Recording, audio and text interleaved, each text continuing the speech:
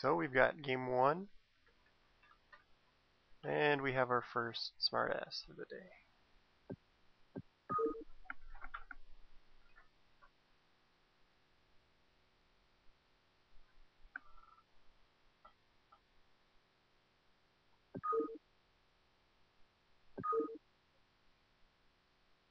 Don't join the games, Alright, guys. I'm writing your names down.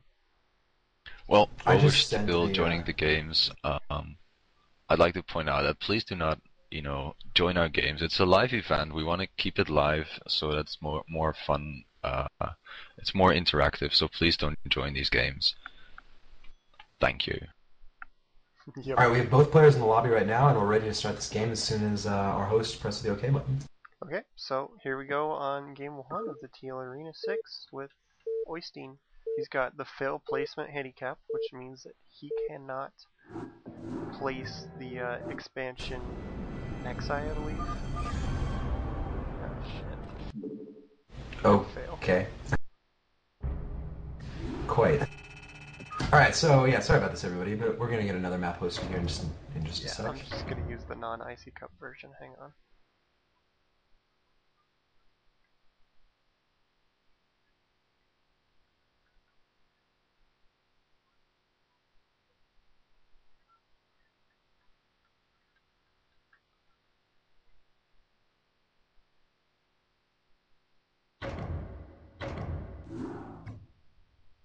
Alright, Full One has a game up.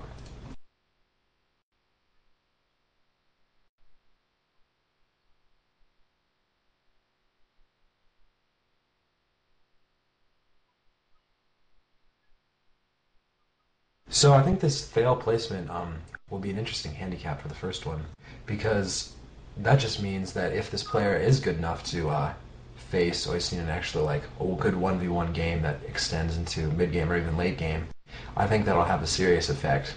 But if he's not good enough to survive the first part of the game, because a rush is likely, let's put it that way, then I think this handicap might not even come into play.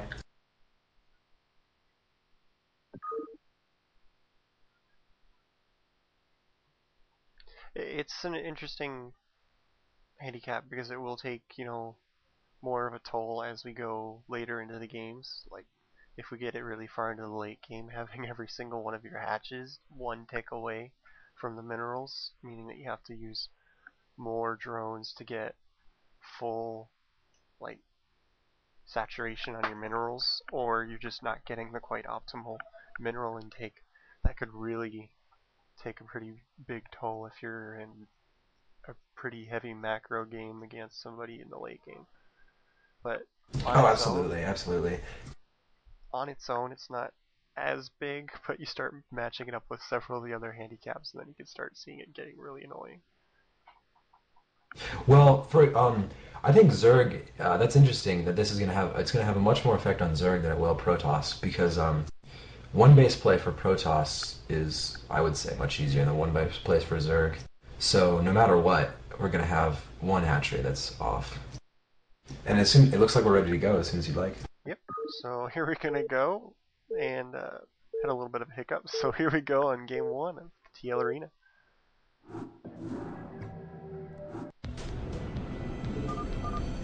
All right, so to explain Ride of the Valkyries for people who are newer to the scene, it's a it's a map that I'm.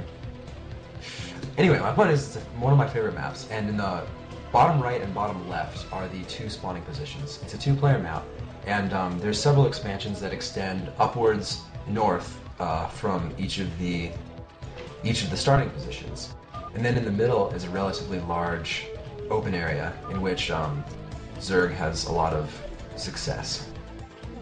Yeah. So we have Oystein, our hero, down here as the orange Zerg in the bottom left. And we have Xiaofan as the yellow in the bottom right. And there's not a whole lot to talk about with, the base, their base spawns on a two-player map. You can't really show the map We've got a because it's road. not a replay, but the huge open middle, like, it's way open, even more than Blue Storm.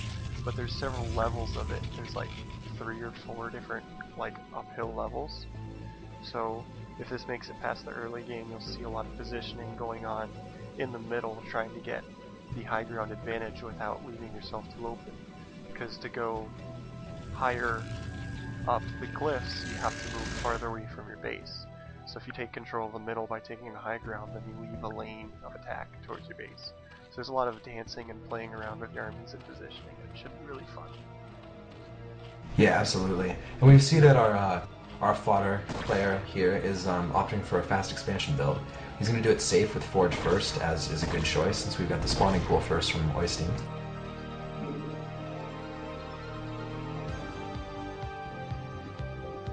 Yeah, it'll be interesting to see if he actually waits for the cannons before he drops the Nexus, or if he just goes to the Nexus first. See just how afraid of Oystein he is. And not a whole lot to talk about right now in this initial point, it's just the fast expansion build. So, what are your thoughts on this arena as a whole, like the handicaps, that kind of thing? The handicaps have really evolved since, because the two times I was actually involved in arena before, they were much simpler handicaps involving, you know, like unit caps or like a certain number of units of a particular type is all you could build. And now we're getting some actually very interesting ones, like the fail placement. I really like that actually. I think that adds a lot of depth to the game. And as towards the Zerg handicaps, I like those much more than the Protoss ones, that's for sure. Yeah, some of these like are Bro really before Lair is really clever.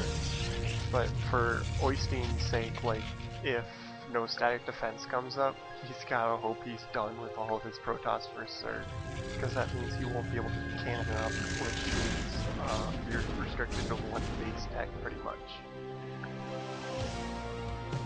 Yeah, absolutely. And wow, one base tech would be way tough against any player who's So if you look at our Protoss, super competent these days. The second cannon warping in, and there's Zerglings kind of running around the front, giving threat of a run by, and he only just started his Nexus, so he was really afraid of that run by, and he's been really cautious, and his expansion is going to come up pretty late here. And we see that Oystein's actually dropped his third hatchery over at that little semi-connected third base. He actually mined it out with a drone, so now he can use that little avenue to send units through. And yeah, that avenue is very important because as you open it up, it's nice that you can access your new expansion much easier. But the other problem is that you definitely are much more open to if, say, the Protoss army takes your third expansion above your above your main, then it makes it so that it's so much harder to defend your natural. yeah, and especially for the Protoss player, they don't tend to open that up as much until very late in the game, because of the fact that they've sort of done this fast expansion build where they blocked off the front, and then if this gets open, then you can sneak units through behind the cannons and right up into the main and that kind of thing. So you'll notice that on this map, people who have been playing it for a long time, the Protoss players tend to be really paranoid about that, watching that little mineral wall pretty consistently throughout the game, because they don't want that to get opened up before they want it. Oh, absolutely. And our Protoss player sent another probe out, and unfortunately I don't think that's going to get any more scouting information than he got from the first one. See that the Otherwise... mineral was opened up, so he's just now seen a third, but pretty much knew it was there even if it would have died anyway. Sorry, go ahead. Yeah, absolutely. So, we've got the transfer finally, so our Protoss player does seem like he's got some game, to say the least. It looks like his tech is pretty much on time, and we got a Stargate coming up right now. And the lair is just being started, or maybe it's just being finished, but anyway, it's being morphing right now for the Zerg player. So we'll get to see how well this Corsair kills off some Overlords. Yeah, and it was interesting to note at the beginning of the game that first scouting probe did quite a good job of delaying the hatchery from Oystein. He was doing the dance, he was playing with the two drones, and he delayed it for a good 10-15 seconds, so he's got a pretty good handle on, controlling his probe while, teching. But, so he should have some decent micro. It'll just come down to the mid-game most likely. Will he be able to keep up with the micro and keeping his economy going against a good player like Oystein? The the Spire's coming up, so we should see some units coming in, I assume. I would expect Scourge actually, because the second Vespene Geyser hasn't been taken yet, so I think we probably will see the transition into 5-hatch Hydra. Yeah, he's just added the second 2 Hydras, so right as we said that, he's proving me wrong. So. The Protoss just mined out their mineral field actually. Really? In the top right, which is incredibly surprising because those Zerglings still, even though there's just a few of them, they're still a threat because those cannons don't cover that mineral field. Also, Oystein just lost an Overlord at the Protoss' natural. I think he was trying to sacrifice it to see tech, but it may have been a mistake because I wouldn't have expected any tech to be there, and I don't think he would have either. He was in the process of flying it out earlier. He just might have misclicked it and left it in a place that he didn't want to. I don't see the Stargate. Did he cancel it? Yeah, the Stargate has been canceled as a matter of fact, and instead he's opted to build 2 more gateways, putting a 4 gateways actually. So this is going to be a timing attack. Yeah, and this is going to be pretty risky, especially with the fact that he mined out his little minerals. I wouldn't understand why you do that if you're going to go for a pretty risky timing attack. Leave yourself pretty open for some sort of a counterattack as soon as you open. And move out. Yeah, that player literally, he gained, as far as I can tell, nothing from opening up that spot. The only thing that's possible is if you'd like to expand, which of course he's doing right now. But at the same time, like, Protoss can expand there without having to open up that spot. And now the Protoss units are all getting killed because Oystein predicted as such, and it's making Mutalisks actually, proving me wrong. A good counter. There's no way that he was getting the full benefit of his extra gates at that point. I would have thought that he would have waited for these huge stream of Dragoons that just popped out of his gateways, a couple of more Zealots, before he'd think about moving out, and like just got completely overrun by the mass of Zerglings from Oystein. He doesn't even have any Hydras, he's just kind of pumping Mutilaring this part. He's using the 5 hatches to go like full on Zerglings. Yeah, and that was an incredible choice, because that Mutiling army is incredibly powerful against Dragoons. Dragoons are notoriously poor at dealing with Mutiling, since both Mutas and Lings are small units, and Dragoons deal explosive damage. Yeah, so he's going to have to fill out his ranks with more Zealots, and he doesn't have any tech, so his leg upgrade is going to be a little bit slower than he would have liked at this point. He does have a Citadel now, but that was not up earlier, so if he's upgrading legs, it's probably maybe a fourth of the way through. It's probably not a half yet. So I've just been told that we should stop calling Oystein because his name is Viking Toss, and that's what we're going to call him for the rest of the game, in my opinion. I feel like that's much more masculine for the good Zerg / Protoss player that he is.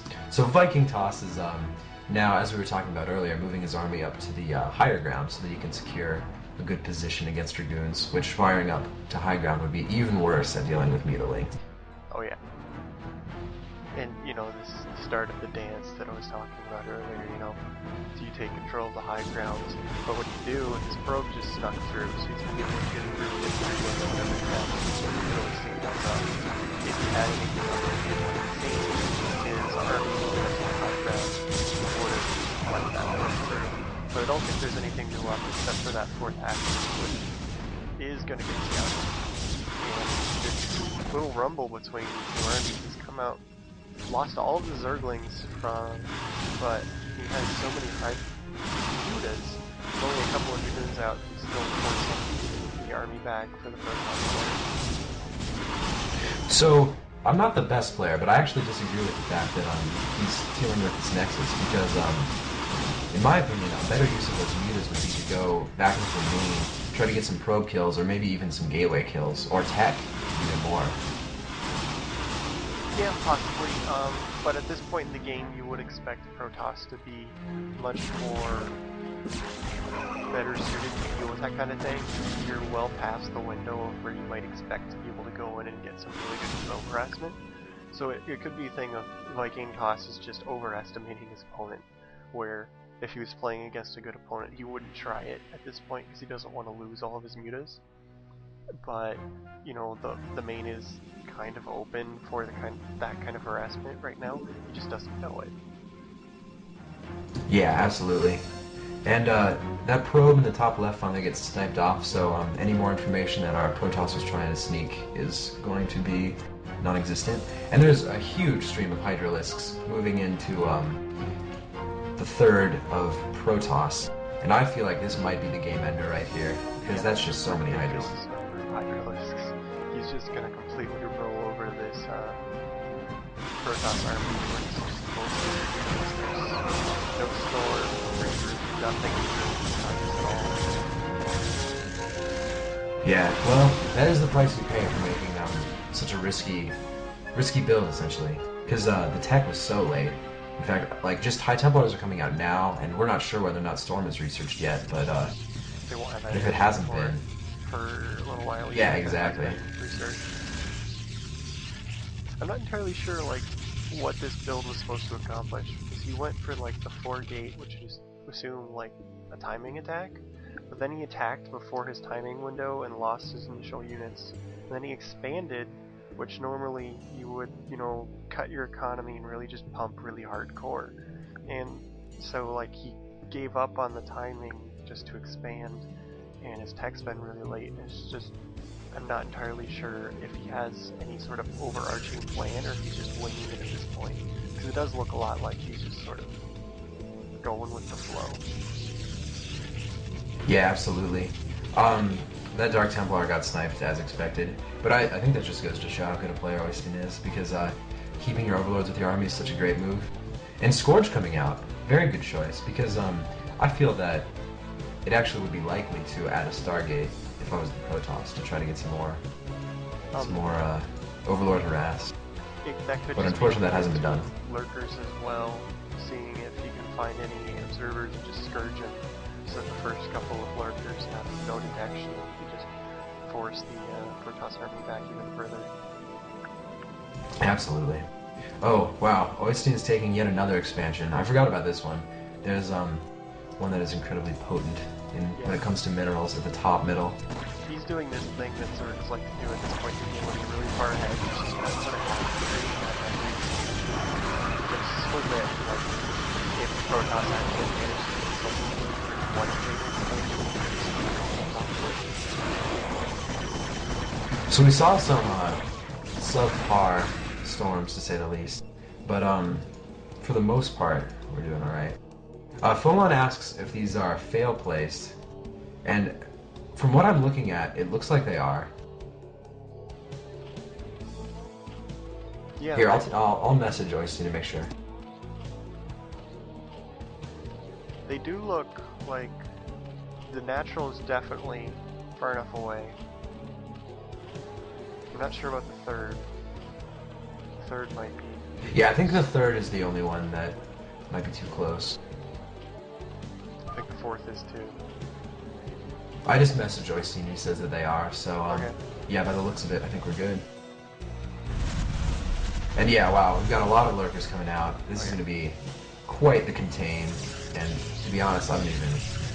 Like, the contain might not even be required. In this last little battle they had, Protoss misclicked some of the army.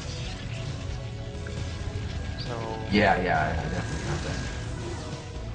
Oystein's being just really cautious here. He's really giving his opponent a lot of respect here for the fact that he probably could have killed him a while ago and just made a full-on push.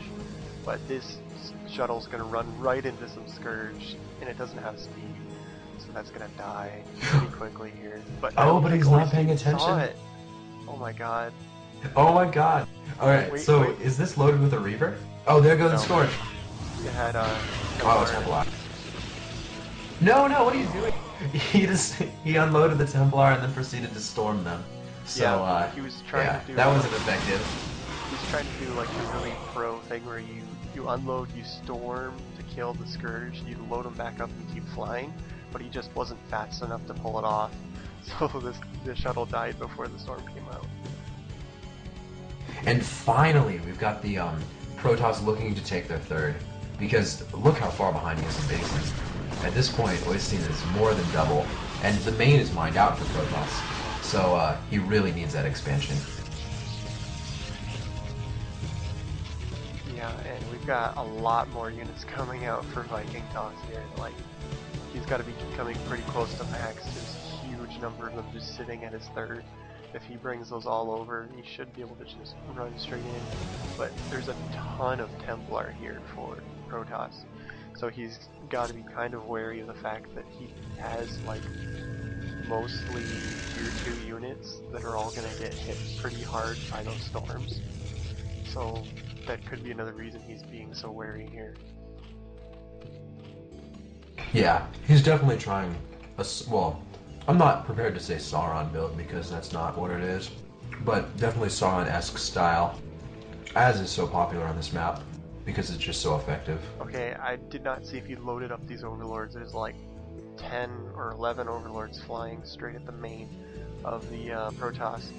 I don't think he loaded them up, so this might be a fake drop, but the Protoss can move out towards the front, and we're going to see in a second if it's actually a big drop or a fake drop. Nice storms there on the Hydras, actually. Wow, all the sides of the Hydras got completely melted there. We got Zerglings running into the natural, and there were units in the Overlords. So there's a ton of cracklings in the main base now, and now Protoss is just getting hit from 3 sides at once. But he lost pretty much all of his Hydras there to those storms. Those are actually really good storms. But yeah, and the Protoss proceeded to move right now. Yeah, absolutely. The Protoss proceeded to move all of his armies into the main to deal with that drop. And while that is what was required, that leaves the front open so much. And I feel like Oystein should have taken advantage of that more than he has. Moving the Lurkers into better position would have been a good move there, in my opinion. Yeah, that's why I was wondering if it was a fake drop, because you do that and force your opponent to pull back, their units, because if they don't, they're screwed. Even just like a small drop, like what he did, ran in on a bunch of overlords, but it was mostly just Zerglings, a number of Zerglings. I don't think they were all full. So like, again, against a really good player that would have freaked out, pulled back basically their entire army from the front. And GG is called. Great game for the first handicap. Okay, so we're going to be moving on to game 2 and another handicap. Let me get that open.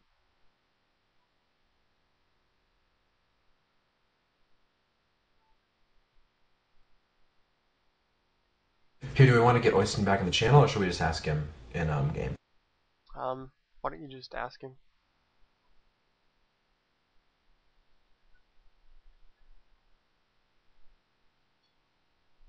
So if he picks 14. Specific, then let's only tell him the one that is going to be coming up. So like he picked 14, and once he's in game, we'll tell him if it's Psystorm or Nidus Canal.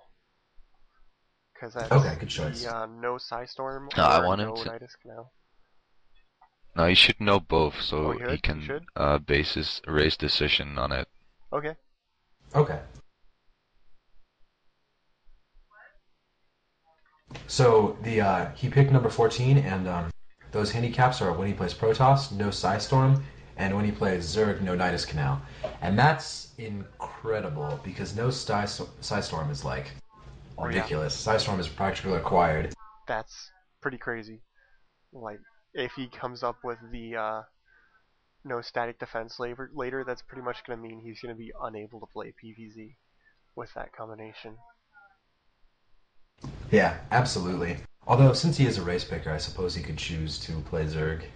Yeah, but most people race pick to avoid the mirrors, not to play them. Mm-hmm. Anyway, so Oystein, if you could... Oh, he's checking the list. Okay. Yeah. So the fail placement, in combination with this, is going to mean that, like, essentially, any tech is going to come out incredibly late. And the tech won't be Psystorm. Yeah. Which means that, essentially, standard PvZ is not really possible. He could just go for a lot of Reaver play, I guess.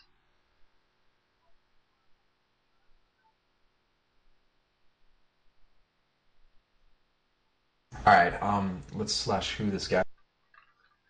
I actually didn't get, like, earlier it said unknown user when I was checking this guy, so he gave us the wrong username. Yeah, unfortunately, it looks like this guy is not around.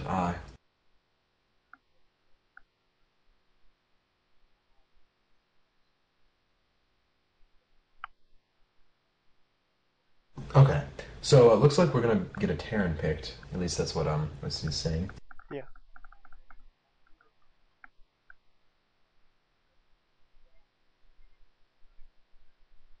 All right, I think his name is Coffee Toss. Same as what? Whoa, there are so many So people not showing up for this. yeah, Coffee Toss is actually out.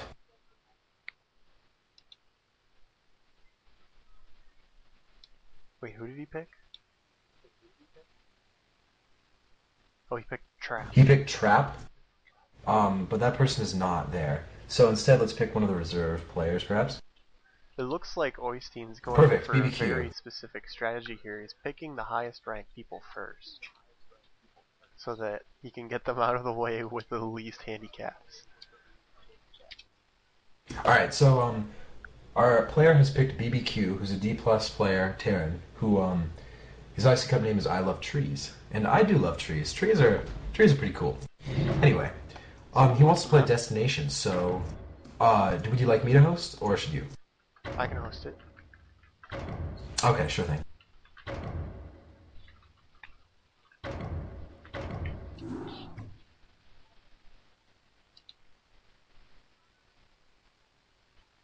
And it's the same name as last time, yes? Yeah. Too lazy to like. All right, I sent that to our player. I understand. And Destination is going to be interesting with these particular handicaps, as well as the fact that it's Destination. Oh yeah. I mean, Destination's always fun. Destination is Absolutely. one of the most amazing, like, I saw one of the most amazing games I've ever seen on this map. Just because it promotes just such aggressive play at times. Yeah, absolutely. And we're going to get a PVT, actually, which is interesting. I don't know much about this matchup. Yep. And to go over the handicaps again, this current game, Oystein will be doing No Storm and Fail Placement. And there's another person. I'm just gonna start before anybody else can go in. Yeah, let's go. So we've got game 2, and Oystein is currently undefeated after one game. Woohoo! Yeah, I'm pretty sure that was expected, but nonetheless, that was a very good game. Yeah, I think And Oystein spawning at the top. After looking at the player list, he picked the highest ranked player first, which is probably why he was doing all of that, stuff that was kind of overestimating his opponent, who didn't want to assume that he was too bad. And then he went down the players and was successfully picking the next highest ranked people. Yeah, and that is an incredibly good choice because previously we've seen a few arena people get defeated by simply the fact that they waited to play like the C or C plus players until after they accumulated a lot of handicaps. And once you have those handicaps, you can't play with people who's near your level. Like, you got to start going for D. Oh, And it looks like we might be seeing a proxy. oh yeah. It's a good way to circumvent the And yep. handicaps. Absolutely. He's got it placed in this popular proxy area, like right next to this, off to the side, where a lot of people proxy here. So it'll be interesting to see if the Terran actually scouts it or not when he sends out his SCV. Like, we don't actually see a whole lot of cheese from the hero in the arena. People kind of expect the hero to stay more standard, so this might go unnoticed. Though his gateway's kind of in that dangerous area. Yeah, that's a dangerous placement, that's for sure. Oh, but the SCV will definitely not spot it, at least not yet. And the proxy, it looks like it's going to go through. But he's about to see that there's no pylon in his base, so he's going to know something's going on. Yeah, absolutely. Oh, and gas stolen. Yeah. Viking toss, stealing the gas, and proxy. You do the man. That's an interesting choice, actually. Viking toss better than I do. Give the streamer. Viking toss. Yeah. His proxies will kill everything. Oh my god, and a Banner Pylon. Ooh, ineffective though. That's definitely not placed well.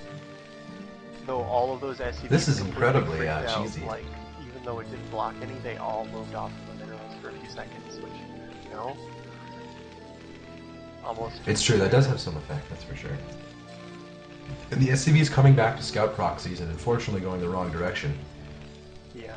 So we've got the double barracks coming from the Terran, which, you know, has to make Viking Toss cry a little bit, because obviously the favorite way to deal with bioplay and PvT is just to storm them, because they die in like a second and a half under the storm. Yeah, absolutely.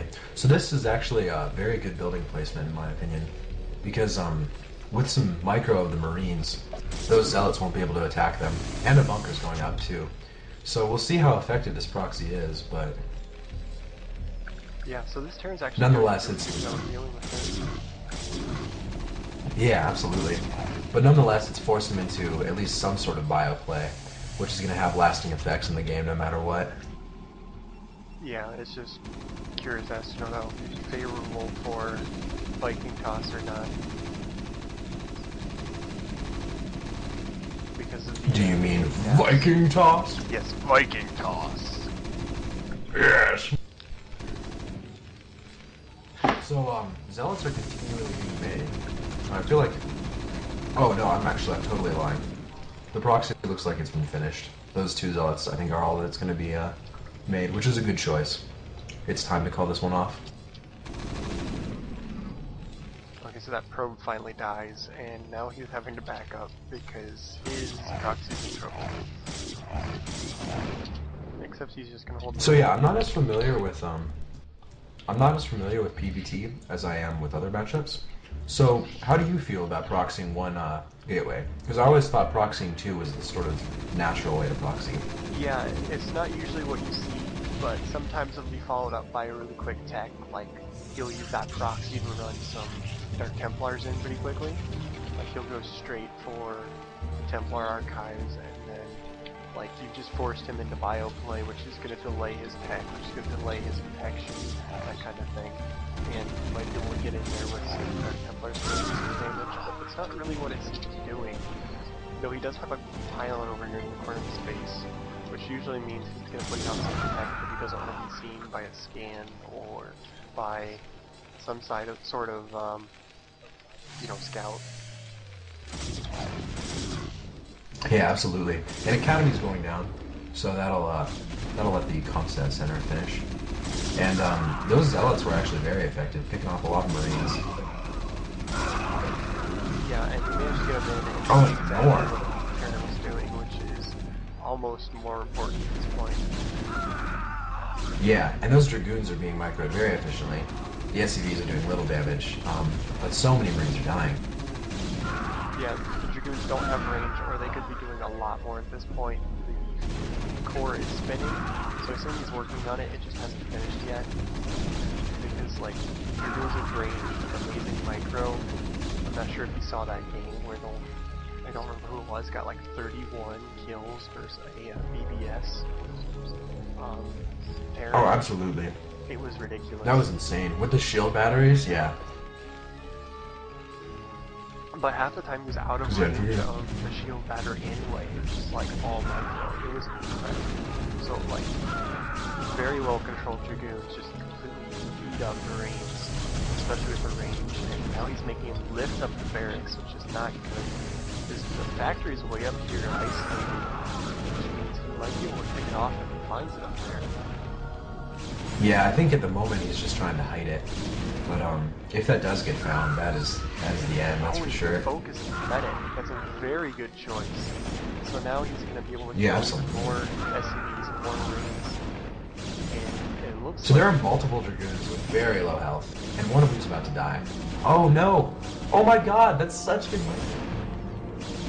There's a 3 HP, or 2 HP Dragoon with shields being healed, as usual. Stim just came up, but he just right-clicked into the Dragoon. Yeah! He was, yeah, I think he was trying to target that one low one, but this is definitely game over. No Marines are being produced. The factory's not doing anything. There's no tech being produced. Yeah, this is GG.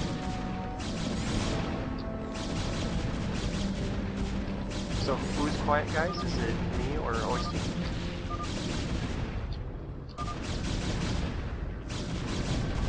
And GG's called.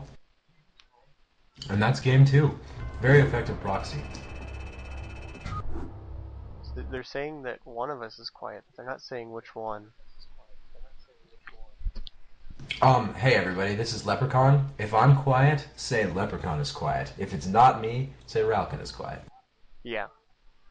Because I can turn up Leprechaun on vent.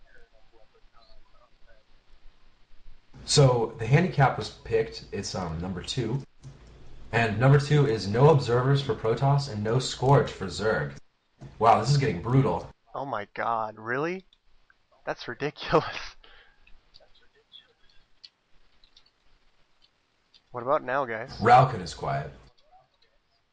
Like, let me check my mic settings. Hang on.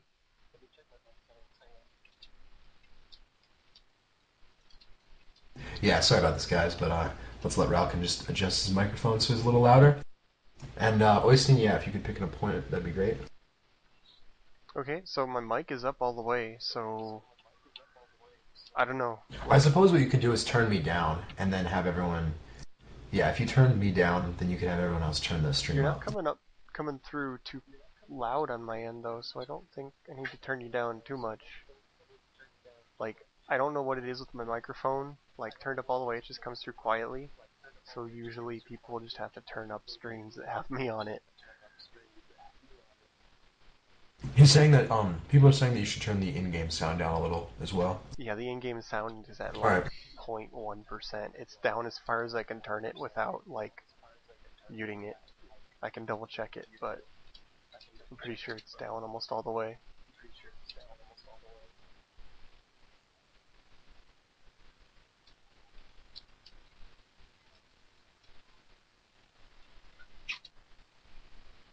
So did you pick an opponent yet? And a map? I think we're having a little confusion over the opponent, but He said yeah. Oski Boy. So it'll be a Zerg. No one's here. It's so weird. Yeah. So that guy, I don't think he's here, is he? No, he's not here. If any reserves are watching, join the TL-Arena channel on ICC UP, and maybe you get to play. We're very low on players for some reason.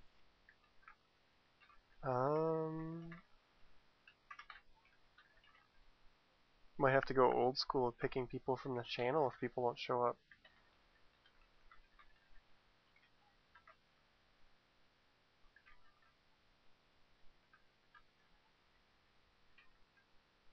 We're looking for Mate Dog. Let's do a quick. Oh, here he is. Perfect. Oh, he's here? So let's get the game hosted. Let's get a What map map? first, actually.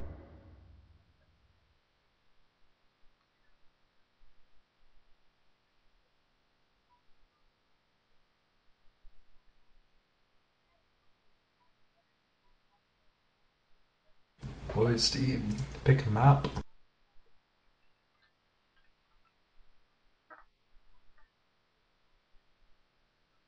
Haha. Who only fight on worthy maps for Vikings. So Loki. Loki whore.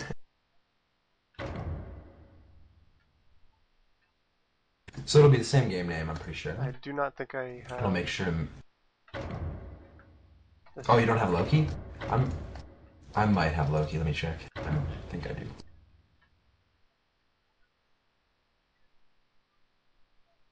Oh my god, that's right, I don't. So I had to re- I hosted it, 323-323.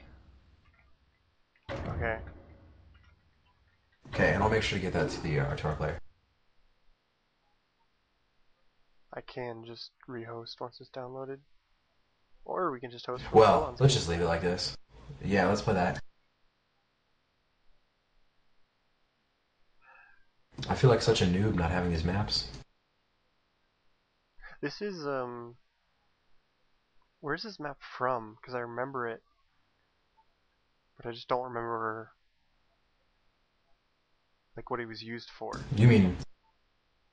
Here, let's look up a quick TLPD on it. See, that's what's so awesome about Team Liquid. You can just, like, search for that stuff. It's so ridiculous. And with a click of a button, I've got all the information about Loki I'd ever want. You can put it on the screen really quick. If you'd like, I think we should probably just get the show on the road. But, yeah. It looks like it's a relatively balanced game. Map, excuse me. There's not so many games played on Loki 2 as there were on, actually, there were far less on Loki 1. The only one that seems glaring is ZVP, where Zerg is not in favor. In fact, it's a 30% chance. Well, 4 to 9, excuse me. But at the same time, though, that's such a small sample size. I wonder if it has nothing to do with the map. Anyway, I'm ready to go when you guys are. Oh, I should start it, right? Yeah. And Icy Cubs in is saying wrong, really. So yeah, it sounds like this map is actually not as in favor of Protoss as the stats suggest. Okay. So I'm going to check my sound once we get in game here.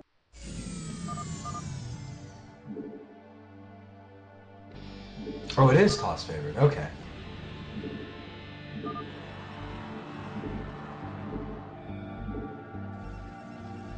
Highly favored for toss, according to our friend Icy Cubs in. Thanks for giving us that information. I appreciate it.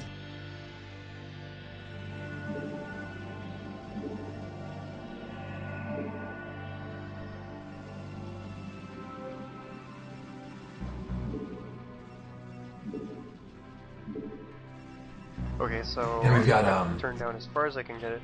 So we've got Weisstein over here on the left, and well, Viking Toss over here on the left, and we have Big Green Zerg over here on the right.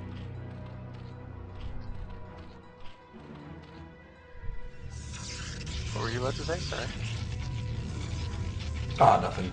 Anyway, we've got a relatively standard opening from both people thus far, at the very least. No proxy in this game, to say the least. Yes, again, for the handicaps, I typed it in the channel, but just for the viewers. For his Nexus, he has to place them one tick away from optimal, so instead of being this far away, it'll be this far away.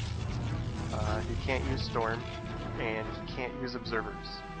So he obviously doesn't want Lurkers coming out here, because that means he has no way of killing Lurkers. Yeah, short of placing cannons, which is just so inefficient. And I've been told that by this Icy Cubs in guy, that apparently this map is so favored because of the narrow chokes where it's so easy to play Storm. But interestingly, since we don't have Storm in this game, I wonder how that'll affect the balance of the map itself. Oystein's actually was being the Viking Toss and talking manly. He was saying that he was going to mind control an Overlord from the Zerg player so that he can see the Lurkers. So it'll be interesting to see if he can actually pull that off or not. That'd be incredibly impressive.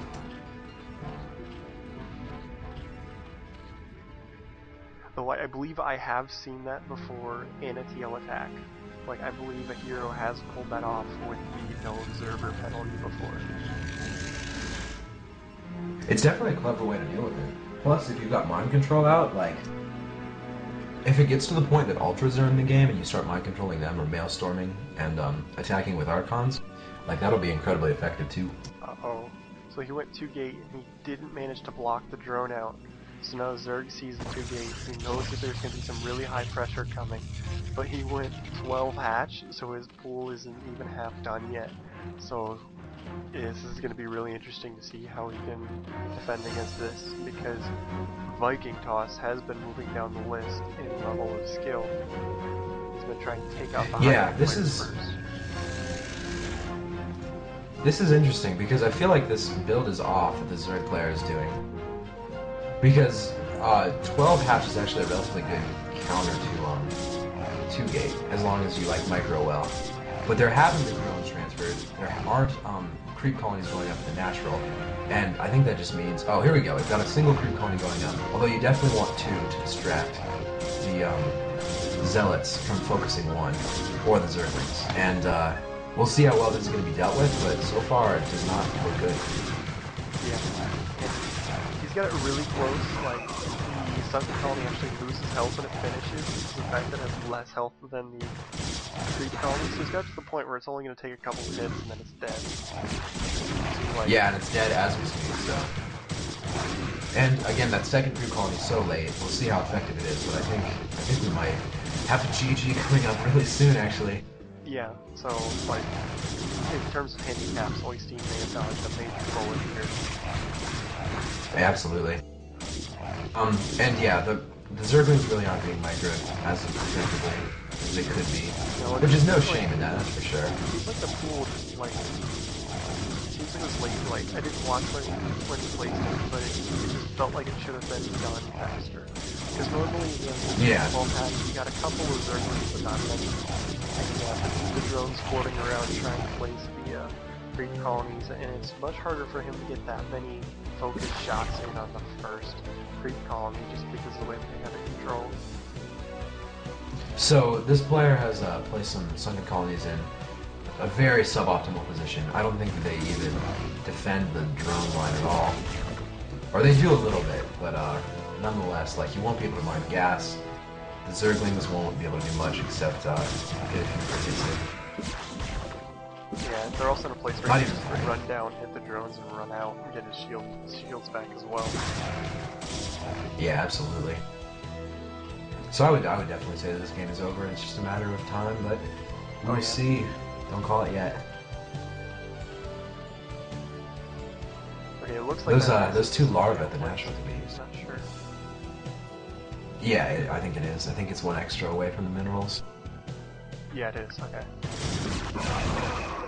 And Oystein decides that he just wants to get some drone kills and aim moves into Zerglings and drones, which is not effective at all. He took too many hits from the sunken colonies, and I'm pretty sure there was a drone stack. So, He could take out the extractor as well, just so that even if he does manage to fight this off, he'd have to waste another drone to take the gas back. But it looks like he's going to pull back for now. and a very good choice here. It looks like a counter is incoming. And that definitely was scouted, so he knows it's coming. But we'll see if he can even deal with it. Oh, okay, here we go. We got two zealots popping out, so he'll block the ramp, and they'll lead into that. Oh no! Oh, and through they go! Yeah, I would have expected him to block Nice. the ramp, but he had it rallied and just wasn't paying attention. So those are going to make it to the base. Wow, so those Zerglings are getting a lot of pro kills. Maybe enough to even up the game, although I wouldn't expect it. Against someone Oh, like actually, you're right. Toss, I'd expect him to have good enough pro control to really minimize the amount of damage here. Yeah, he's doing a very good job. Oh, there we go. I like that. He should check for that the backdoor expansion. But I never mind. That's not what he's doing. You know, he's blocking the ramp with the Dragoons so he can't get out, which is an interesting play.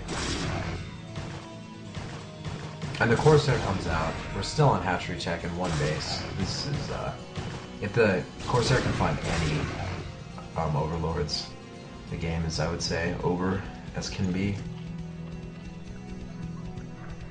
Both of the overlords are kind of over on Oystein's side of the map, which is interesting, seeing as he had come into the game saying he was going to mind control the overlords. Another hatchery being put down. I guess that's sort of out of desperation.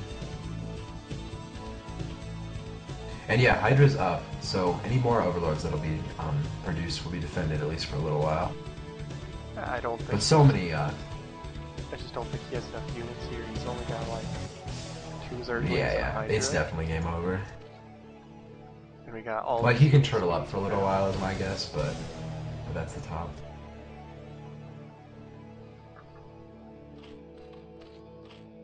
Yeah, and the forge is spinning. I'm not sure how long it's been spinning for, but if there's +1 finishing, like, that just adds so much insult to injury. Recently, so it's not going to be up for a little while. Here we go. Finally, Oystein's deciding to play like he has the balls of a Viking and As a kill the Viking shit toss. out of this Zerg. Yes.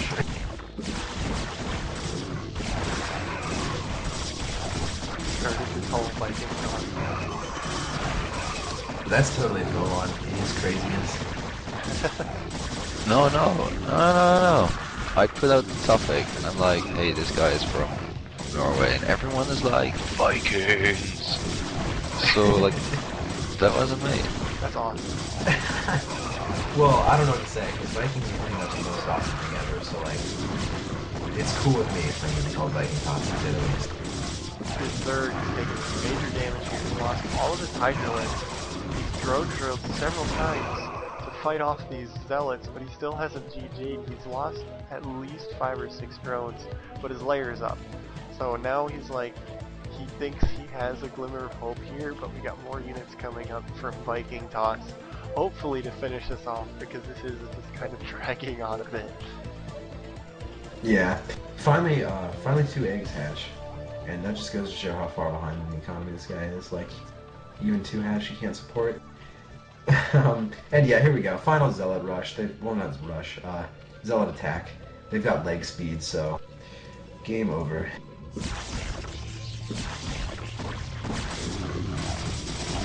Yeah, so he takes out that last something. He's trying to play it more at that point. He's still fighting. I don't understand this.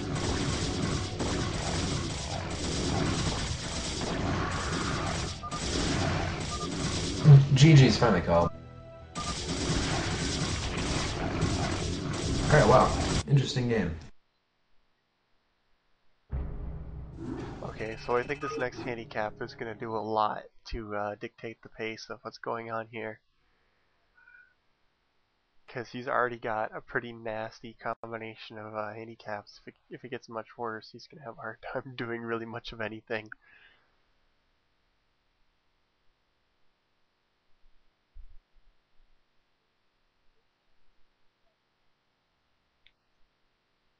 I think we're gonna get Oystein on vent and see how he's holding up. Okay, that sounds good. So, we've got some more complaints about in-game sound. So, at this point, I'd say, why don't we just put it on mute, I guess? Like, Yeah, is the I music? can just turn it off.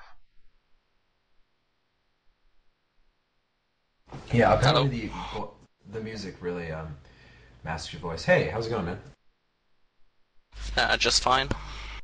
So how you deal So, with these? I think, are we looking for another handicap?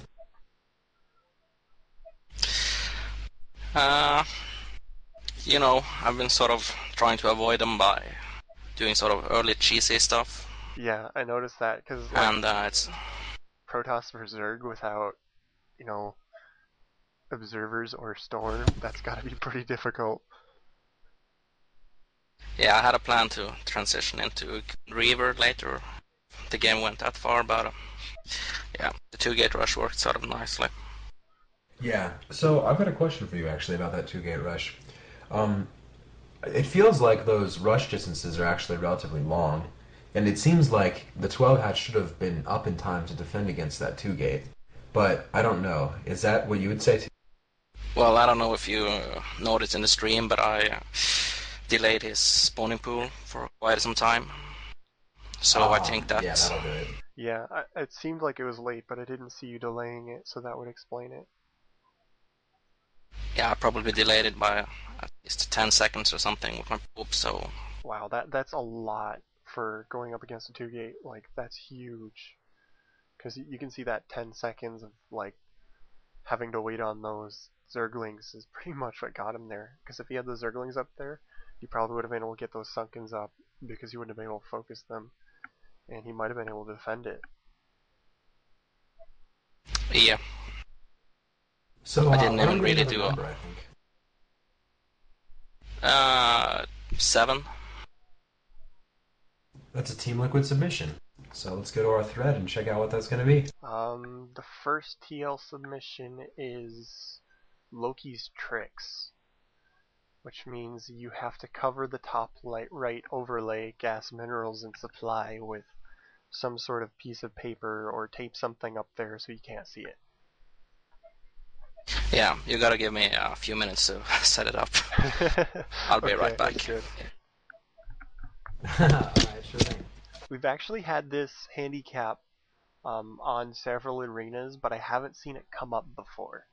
So this will be interesting to see how it plays out, having him have to guess on the timing of if he has enough minerals for stuff or not. Yeah, absolutely. There's a few effects that'll have. First of all, just early game stuff in general. Like, I mean, if you know the timings of stuff, it won't be that much of a deal. But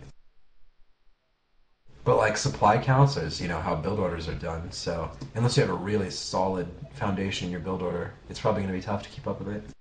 Yeah. This is going to be game number 4 that's coming up. Just answering questions in channel and stream. Yeah.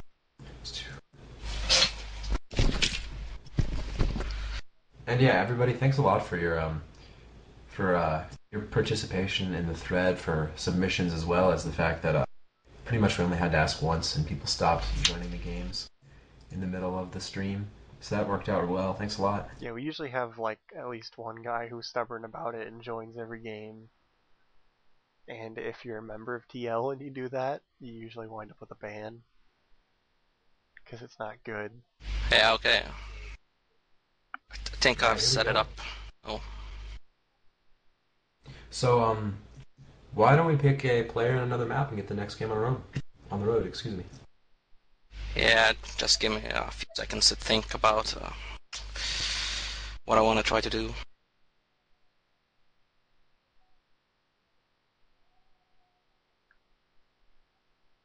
The first Team Liquid submission Yeah, that I he can. picked is Loki's Tricks. It means he has to cover the overlay. He can't see mineral, gas, or supply. Yeah, okay, I think I'm gonna play Richie. He was there. Is he here?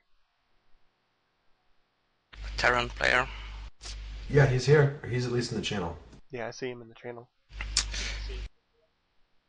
Yeah, we can play on Andromeda.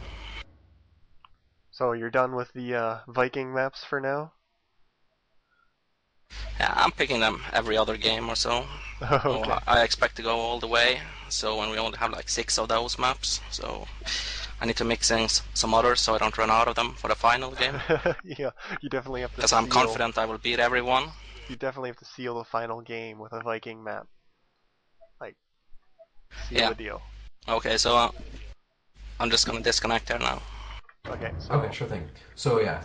Good luck again. Andromeda host up, that'd be great. Andromeda, he said. Yeah.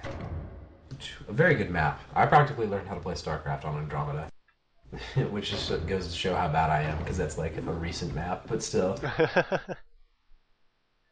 Yeah. So the game is up. Alright, so I messaged our fodder player. We'll get to see when this guy joins up. I like how you call them our fodder players. Oh, I just thought that was like the name we had for him. You understand. Oh yeah. They're fodder for. Oh my god, we've got 2 Norway players. Really? So it's Viking versus Viking. So we're gonna have a battle to see who the true Viking is here. Absolutely. So even though it's not a Viking map, we still have a Viking battle. That works out really well.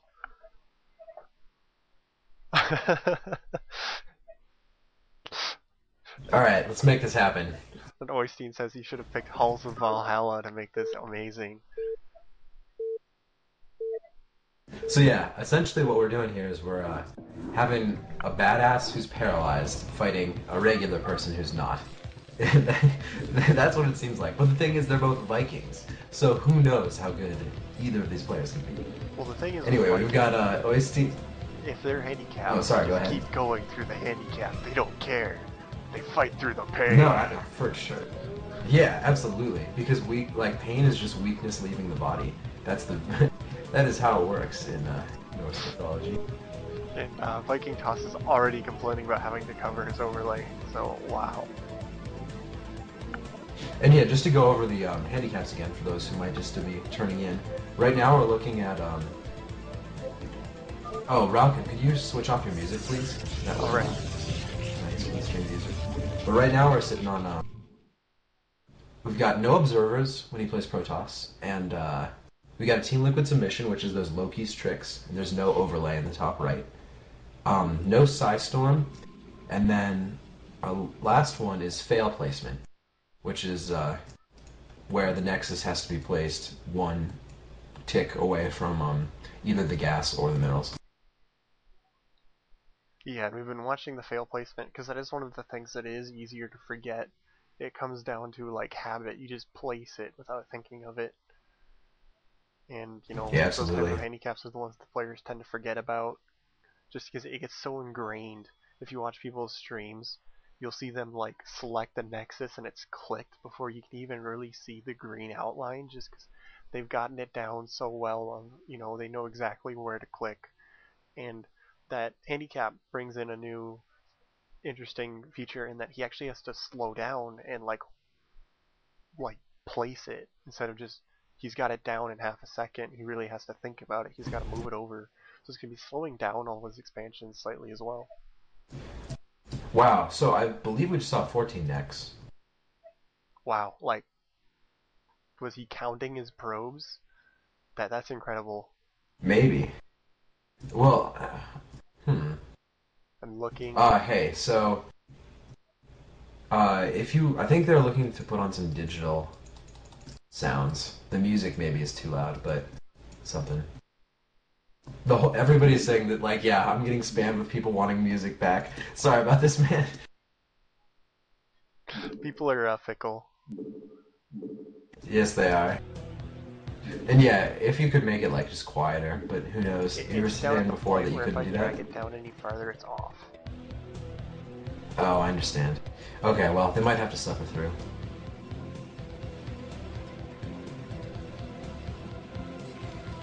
So we've got pretty standard play coming from the Terran here. I believe it was a 12 Nexus, counting, might have been 13, counting the probes for Viking toss. So he may have been intending for a 12, but he's accidentally a 13, or he was trying for 14, it was slightly early. I'm not entirely sure what happened there, but it's still very impressive that he managed to get it down like that with relatively zero issues. He sent the probe up there and he didn't have to wait for long to get that Nexus up. You know he was hitting BN, BN, BN, BN, and he was getting, you've got Not enough minerals, not enough minerals, not Yeah. enough minerals, type thing, like over and over and over again. Yeah, absolutely. He's also very lucky that he was scouted so late, because the SCV came out really late and scouted in the wrong direction first. Although that's sort of like the natural thing on 4-player maps. But we'll see how the Terran deals with the fact that this early Nexus went up. Oh, We've got 2 Andromeda fact is, going like, down. a good map to do this on. Like, even though he went for the risky fast Nexus, all he has to do is really block up his ramp with a couple of Zealots, and it's going to be really hard to abuse it. Because of the fact that he can take that just mineral only, and then he still has the ramp to defend himself. So it's not as vulnerable as, you know, going straight to the natural on many other maps. Oh, he didn't? Do you guys remember? Do you guys remember Hydra versus Noni on this map in the first series that they played? Yeah.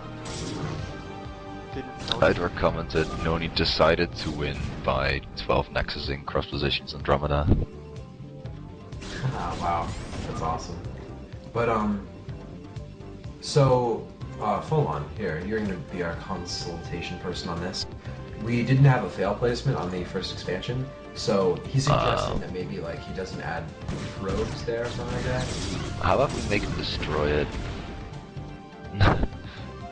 Yeah, all right, if you'd like. Yeah, he wants to know if he can just like not mine from all the patches, like so that it kind of comes out the same thing. But yeah, him destroying it would kind of like, I think that would Yeah. be right there.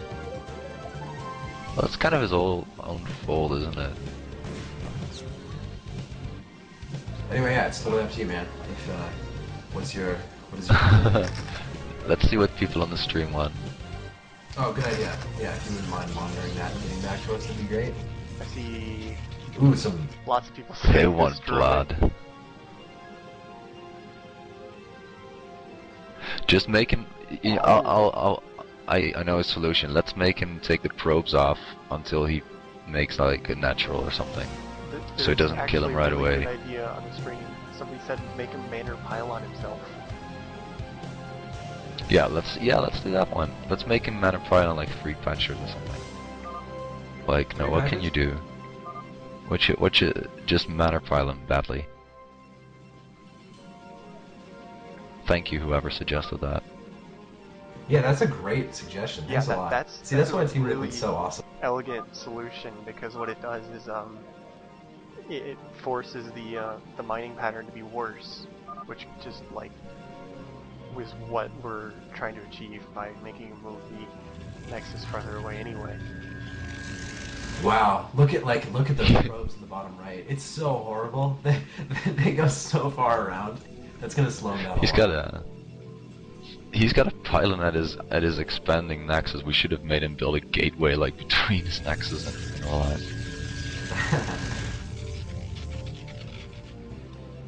So yeah, mind control is being yeah, I think it's failed. I think it's went away from the mineral patches. Oh, he's gonna clear some mines with the zealot. But yeah, that mind control is gonna be interesting because there's so many vultures out. Is he getting by mind control? Sorry, I was No, so no, I'm distracted. sorry. Mind control, like Oh. controlling the map with mines, not mind control. I thought you were Wait, saying another mind vulture's dropped at the. No, my bad. I should have articulated better. But oh wow, many vultures have just dropped. 3 of them in the main of Protoss player. The DT's out. He hasn't got many probe kills yet. Kind of dancing around, just not hitting the same probe twice with vultures. And he managed to get some triggers up here, so like that could have been Yeah, I think he way got worse. 4 total probes. Yeah, I think he got 4 total probes and a DT, which really isn't too bad. But oh, he didn't even get the DT. Wow, that could have been a lot better. No, the DT, one of the DTs managed to pick off like most of the mines, and then I think it died to the last mine while the other DT was chasing. He did have 2 DTs out. Yeah, there's 2 actually. There's one by his dragoons by the mineral only natural, and there's also one to the right of that slightly and a little down. So it's really funny. We told Oystein to Manor Pylon himself to make up for it. Actually, Manor Pylon is main, which is much worse than just that little mineral natural. Well, yeah, as you can see, he's actually compensated relatively well by moving a lot of probes away from the main for the transfer, like I think more than would be usual. So at this point, I don't know how much that's affected him. A shuttle comes out. Not yet. I'll get food soon, just so you can put it away. So, yeah, a shuttle's out, and I'm assuming it's going to be a DT drop because Storm is not allowed at the moment, and I don't see a. Oh, there's a robotics facility. Well, I mean, duh, there's a shuttle, but no Reaver support bay, so Reavers are not expected at least at the moment. So I'm counting the factories for the Terran, because at this point it's going to be really important how many additional factories he drops.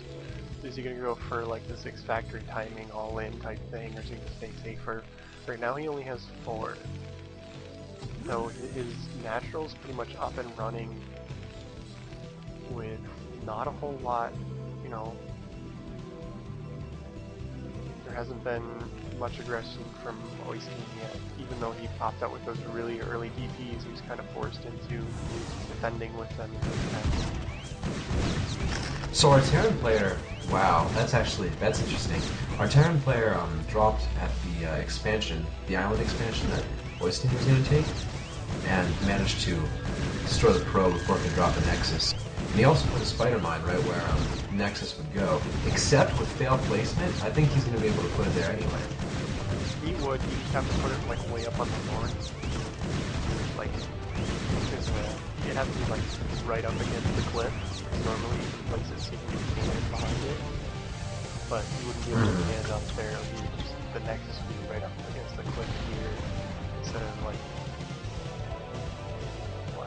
I think he Yeah.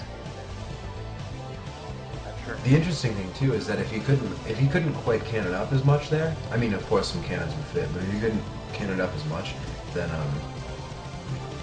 the observer, the fact there's no observers might come into play if those cannons get like sniped off. I don't know.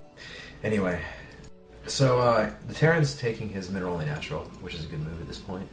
It's going to be really hard for Viking Toss here because the Terran's just abusing mines so heavily, knowing that he can't use observers. He's just placing mines everywhere. He's being very defensive with his mines. He's just like, he's decided that he's going to hurt Boise with mines. That's going to be his strategy pretty much, is what it looks like. He's pumping lots of vultures and like, he's just going to make this as annoying as possible, which is a very good play, knowing that your opponent can't use observers. He can't storm them either. He's got no real way of dealing with them except for like hallucinating and running speed zealots in. Like that's Shawnee, when he played, actually made a lot of DTs to clear minefields because vultures couldn't shoot them in time because they were cloaked. We're getting some serious lag yeah, here. I'm not sure what's up with this. Spike here.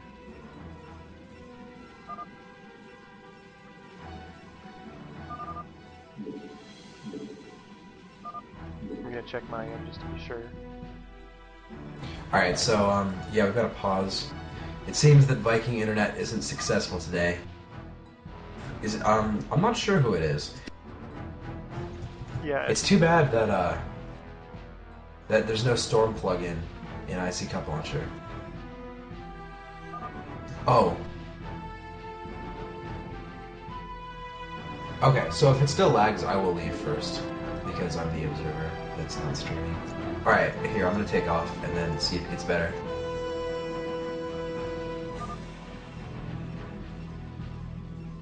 it was really weird because Is it that came better? here out of nowhere. Like, it was fine, it was fine, it was fine, and then suddenly it just lagged to hell.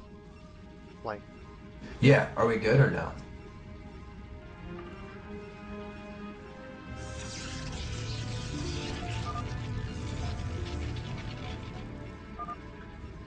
Okay, so we're still getting some lag, it seems. we're having them both check to see like no programs opened up on their desktop or something, because it was running good and then just suddenly stopped. Like, it was ridiculous. It went from smooth to unplayable.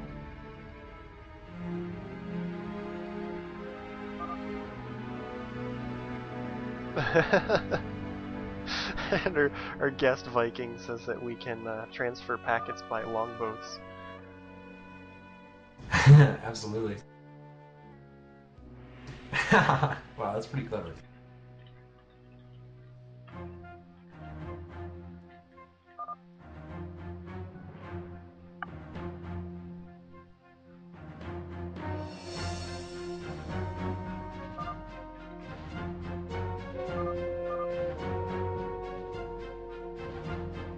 So any success, or how's it going?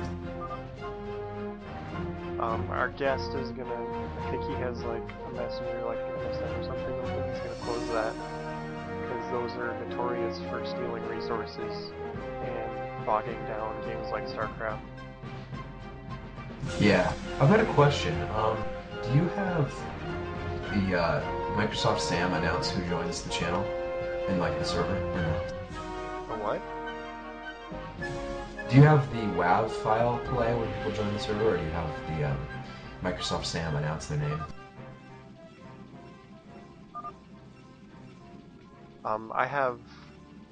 I've got all of the announces off on Vent. Like, it doesn't make Okay, any good noise. choice. Because yeah, we've had some hilarious ones happening lately. And yeah, it's probably good that they're not being broadcast though, because they're really long. So what do we do here, Folon? We've like got a game that's just suddenly started lagging to the point where they can't play it. Is it still lagging? Yeah, it's You still can make a lagging. save game. We can try to recreate. Wait, it just cleared up.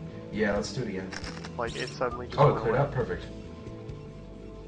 Alright, cool. Well, let's go back to Gaslight. So Oystein's trying to move out, and he's running into a bunch of these mines like that are just set everywhere. And I'm not sure if that last one hit. It looks like he did manage to get it with his Dragoons, but he's having to be really slow about moving across the map because he's got no idea how many mines are out here, how close together they are. So he has to be constantly looking for them. It's like a reaction time test for Viking Cost. How fast can he hit stop and make his Dragoons fire, basically. So the armies are actually going to meet up here really. I'm not sure that the Terran wanted that because he's pulling his tanks back. He lost a decent number of vultures. He's still pulling back. He's lost his tank. It looks like he's going to lose another one. He's probably going to have to move his vultures and Goliaths just so he doesn't lose more tanks. He's going to siege up. He's right on top of a couple of mines. Some of them got blown up there. He's running the Zealots in, and oh my god, he just blew up more vultures with the mines. Another tank goes down. It looks like he might just roll this straight over. The Terran's going to rush in a bunch of reinforcements, trying desperately to not lose the last of his tanks. He's down to 2. He's going to lose one more, and the last one's one shot away, but he clears out the Protoss forces. But oh my god, so we've got the Arbiter coming in with a good group of reinforcements, and if he can get in here fast enough, he might be able to hold this off. But the Terran's just mining up like crazy, trying his best to hold this off because he knows that he can't kill the mines in any way. So all of the Zealots just went down, and oh my god, that mine just killed like 3 Dragoons. So this no observer penalty is killing Oystein right now. Like, if it wasn't for that, he probably would have killed that entire Terran army and just rushed to the front and won the game. Are you, like, at least watching? Yeah, viewing it from the stream. Yeah, I'm watching the stream, and viewing it from the stream, it seems like our Terran player should have been more observant about his mine placement, because I think he realized that the Protoss just can't use observers, so he was like, oh, mines everywhere. But you still need to be careful with that, because mines can destroy your army faster than the Protoss army can kill it. Yeah, like he sieged a couple of his tanks right on top of the mines because he was trying not to lose extra tanks, so he wanted to get them sieged up as fast as possible. But like one of the tanks was sitting on top of a mine, so he couldn't really see it. And then Zealot managed to get in close enough where it was the mine would detonate, and then blew up that tank and another one.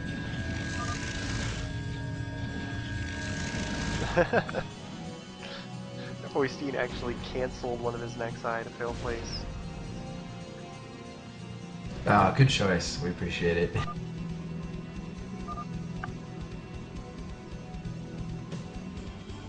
I'm asking about the third though, because it's hard to tell if that's fail or not. Yeah, I'm not sure. Uh-oh. It's not, he's just No gonna add more response. Hitmaker pylons probably. Yeah.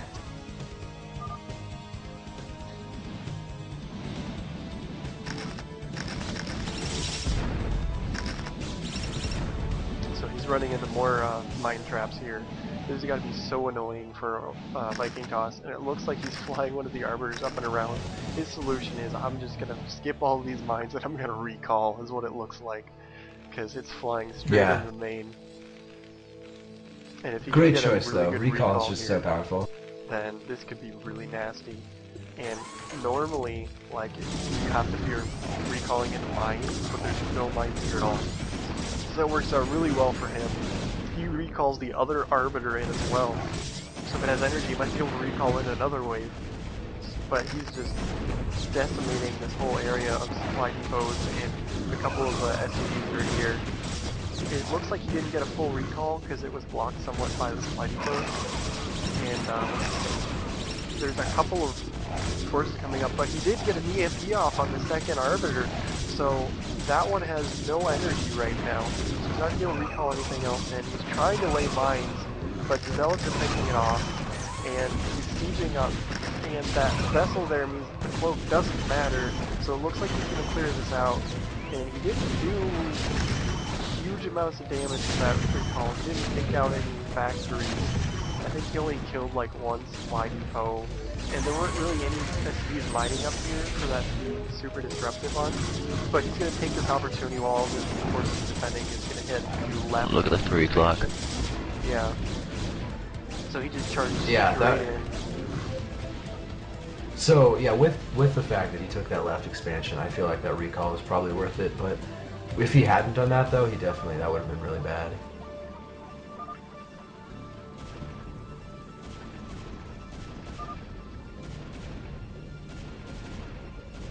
I think it might be one away from the gas. I'm not sure Yeah. though.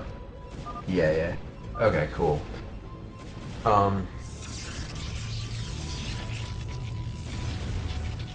So Oystein managed to take out that 9 o'clock, but now that those couple forces are trapped in there, but he's going to use that as a pincer on the main attack, which is very bad for the Terran. He doesn't have any mines or anything, and he stasis up most of the tanks, so almost that entire force was taken out. The rest of those tanks got stasis or going to get removed. And another thing, he sieges up right next to the mines. If he can get his zealot in there, he could blow up like 3 tanks there. Oh my god! The tanks just shot themselves and then finished themselves off with the mines. Like, wow, because of those zealots getting in there. He's got to be a lot more careful with those mines. That was actually incredibly careless when it came to the Terran. But then again, that's what separates like really good Terrans from those who aren't. I don't claim to be able to like set up a Terran army very well in the heat of the moment, that's for sure. The Terran is desperately trying to rescue these tanks that are going to get on stasis here. He's trying to push up and make it so that they can stay alive and pull it back, but he just can't manage it without overextending himself. So he did manage to kill a decent number of forces there. So they're kind of pushing like even, except for the fact that Oystein just took out an expansion. So Oystein's definitely ahead, and the Terran's expanding to the middle. Like, really? What the hell? Wow. You're That's in cross really odd, position. because Like, this... he's gonna run through there every time he sends forces. Not only that, but like, there's not much to be gained from that expansion. Like, No. what the That's incredibly dumb. Whatever. But that middle expansion, Yeah, and- a lot of maps have a middle expansion, and a lot of times they're there for show, but like in a close match you might be able to use it. This expansion, the minerals are so far apart, it really is there just for show. There's no real viable way to mine that expansion. So I don't know what he was thinking by expanding there. Yeah. That's incredibly strange. I see a white dot in the left, although I can't tell if it's white or yellow. Is that a Yellow. arbiter? Yeah, it's an arbiter. Oh, okay. Yeah, because I think a recall actually relatively soon would be very good. And yeah, it looks like that's what It he's looks about like to he's do. going to go for the factories this time, which could hurt a lot more if he gets a good recall off. So he's flying it up, but I don't see his units grouped together enough. They're trying to clump together in the middle for this recall. And set him up right next to the armory, and his mine goes off immediately. So all that stuff that went in there has no shields. Oh no, and the Terran is going back to defend his name. I thought for a second that he was going to counter, which would have been impressive considering the fact that Protoss is on so many low bases than the Terran is. Yeah, the Terran's in a very bad spot here, because he's behind on expansions quite a bit. His main, like, it's pretty close to mined out that Command Center got killed. He's got his mineral only, which is about to run out, and his natural's about farther behind, and he's got another recall in his team. I would expect him to be here pretty soon. He's getting to the point where he won't be able to replenish his army at all. And Viking Toss has, you know, a decent portion of the map. He's good on resources, he can just keep recalling in here pretty much.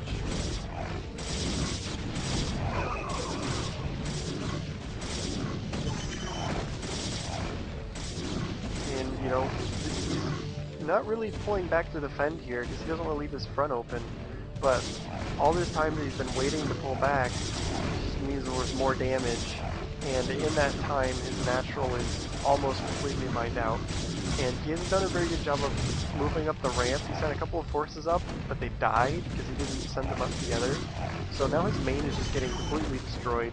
And it looks like the Terran has decided he's going to put in a last attack, one last hurrah. He's going to move out, try and do whatever he can, maybe take out the mining bases of Viking toss and maybe, just maybe, actually make a game of this. There's a carrier flying in. There's 3. As soon as he sees those, he GG's. So that's Yeah, gonna there's be it the for that GG. game. He thought maybe Wow, that was he could take out interesting. the mining bases, and then he saw the carriers, and he was like, no. Yeah, I don't think that he was. I don't think he was actually quite aware about how many bases the Protoss was on, because he played as though he was on the defensive the whole time, Yeah. and I mean that just let the Protoss expand for so much, and I guess he just didn't scout him so much. Anyway, Oystein says that it's a nasty handicap, and it absolutely is. Oh yeah, that's a horrible handicap. Like, Oystein, off of that many bases, he has no idea about his stockpiles. You get that far in the game, it's entirely possible that he had a couple thousand minerals, and he wouldn't know about it. But All right, so Oystein picks number 5. Okay. Team Melee. Ooh, and that's Team Melee. Full on, why don't you go ahead and explain that one?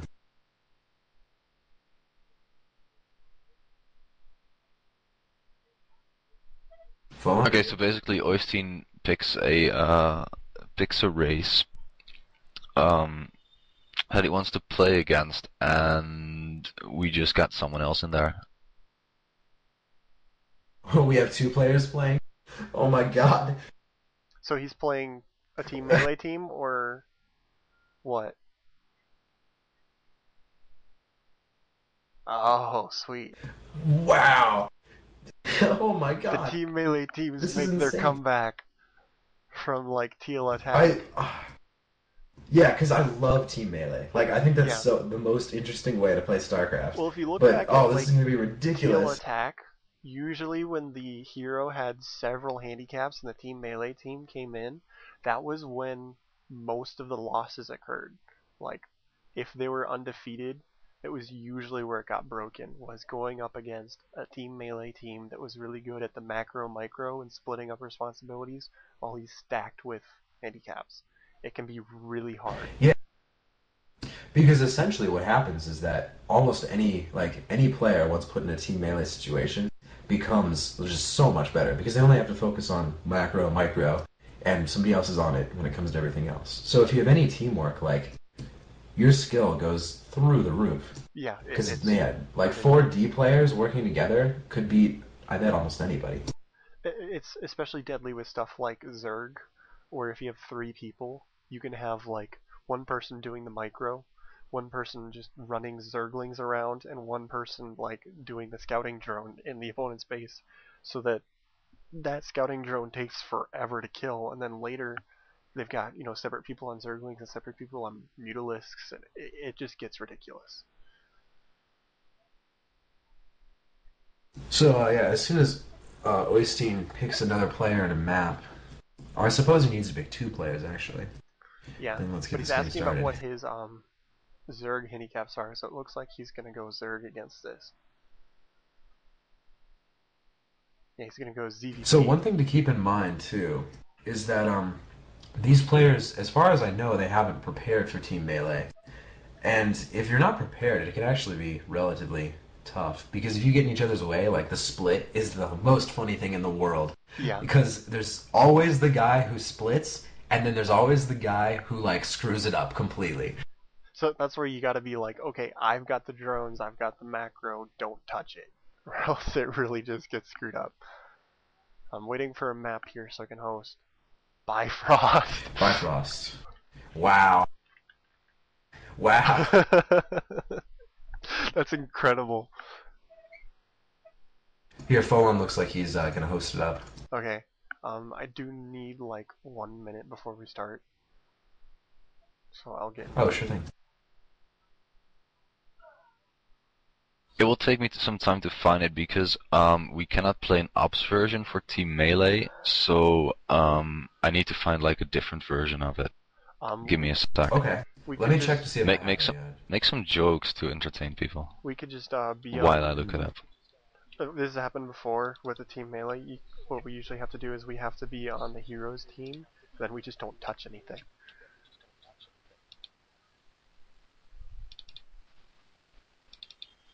And it also gives us a really cool like first-person look at what the hero is doing, because you can click and see like what he's building, and you can see him actually selecting the stuff if you watch. So, yeah, absolutely, absolutely. That was a lot of fun. But, Okay, game to is up. entertain you folks. Oh, here we go. Game is up.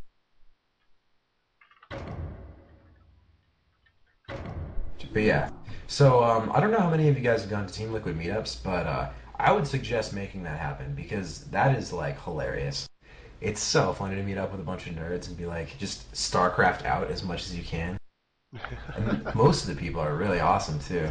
Cause yeah, I recently went to one and met a bunch of players from Colorado. Oh my god, StarCraft just Yeah, it was crashed. great. Hang on. Somebody's joining who's like fucking up the thing. Like somebody's lagging a lot in this game, making us lag out. I think it's probably the dude HP. Yeah. Yeah, there you go. There Once you we go. can get people in and close the slots, it'll lessen it, because it's probably spam joining.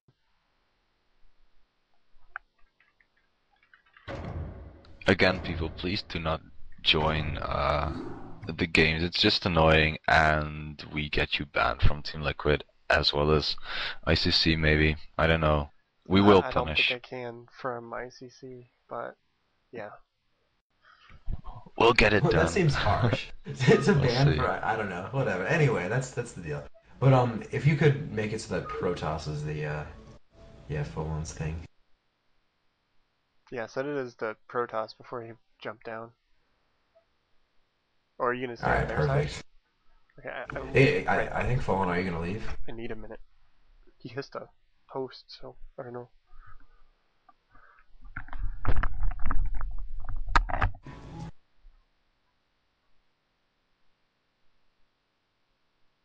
Yeah, let's go ahead and go. We can get the game on the road either. Oh, except that's right because if he's streaming, we need to wait because it'd be boring to just like look at the thing. So our players are deciding who's going to micro and who's going to macro. Let's see how well they can manage to deal with each other.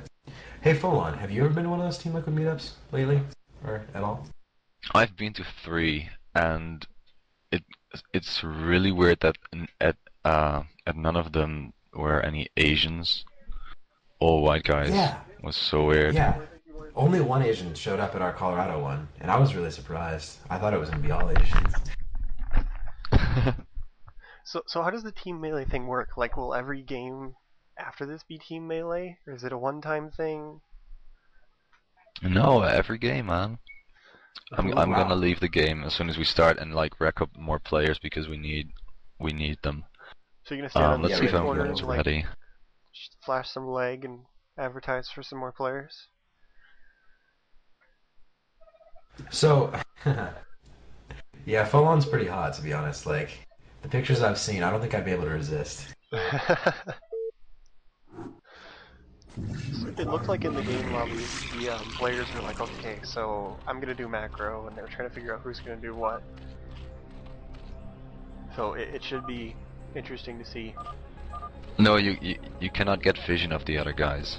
Oh, that's right, because that'll give it to him. Yeah. So we have to pretty That's much funny. commentate from just Viking toss, well, Viking Zerg point of view right now. Is he Yeah, still the Viking wow, this toss, is gonna be even though he's interesting. Zerg right now? Well, we were calling him Viking Toss when he was Zerg earlier, so I feel like maybe we should just keep that precedent, you know? Yeah.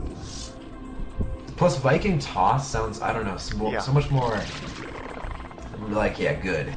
Viking Zerg sounds a little off. It rolls off the tongue so much better, and you can go with the manly voice much easier. It's Viking toss. Yeah. You kind of want to like chest bump somebody right after you say that. You're like Viking toss.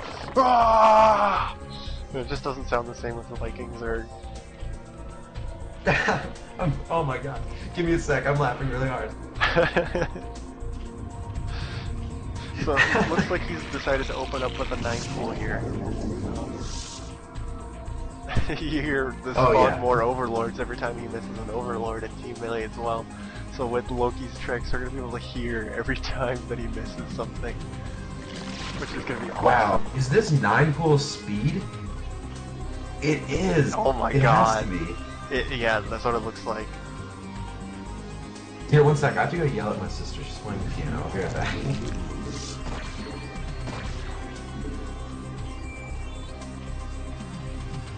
I don't know, I don't think Death Zerg works quite as well.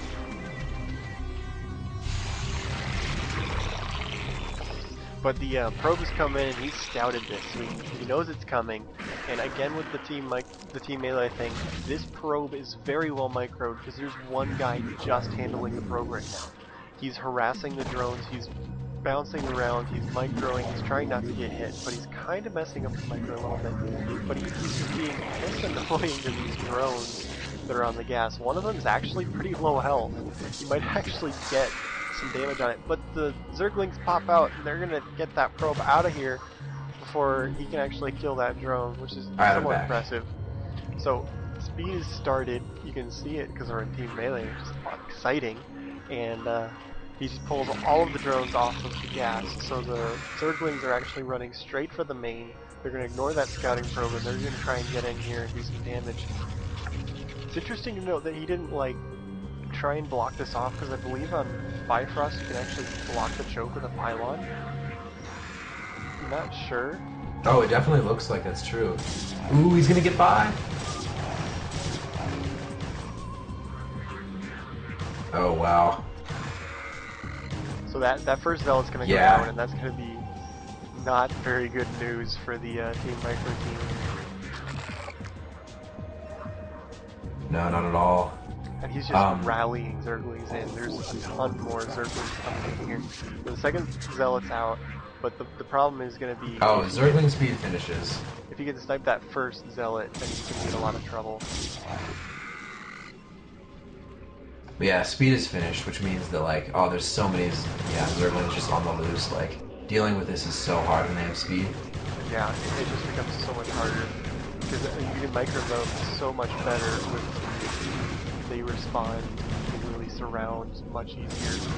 And you might actually surround that Zealot right as it comes out of the gateway. He does, but it manages to break out right before it dies. That's big, because now he only has one Zealot out, and it's really low health, so it looks like it's going to go down here. He's really trying to take down these pylons, so he can't reinforce any additional Zealots, because there's really no way that the Protoss here can tech. He's got to put everything he has into defending. Actually, not even going with cannons at all. He's got a Stargate coming up, which is somewhat surprising. I think he'd probably try and go for a second gateway or something, but that might actually, like, I don't know what he's aiming for here.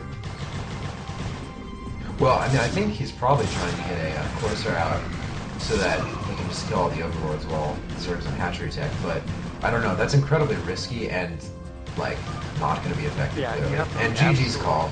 Certain that you're going to survive Zerglings that long to be able to do that. And obviously he didn't. Oh, and he calls bad map. Or sad map, excuse me. Yeah, sad map. Hey, this map is old school, and it's a Viking map. Yeah, this is pretty much as good as maps get. I don't even know what you're talking about. So this is what, his 5th win? Yeah, I'm pretty sure. Let's get another number from this guy. Well, yeah, that's definitely the 5th handicap, so this is number 6 in the 6th game.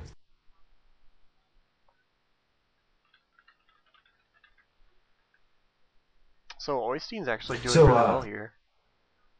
Like, this is the point where it starts to get really hard for the players to keep up with the handicaps. You picked 16? Really? Oh my god. Yep. So that's gonna be kill initial worker. Oh my god. And I'm in the ladder channels for the arena. That's hilarious. I was like, why isn't he saying anything? Wow. Oh my god. So, Folon, let's get some clarification about this particular handicap. So does that mean that before he mines anything, he has to kill a worker? Yes, he has to actually use his first 4 workers to kill one and then start mining. Wow. That's so bad. That delays so much.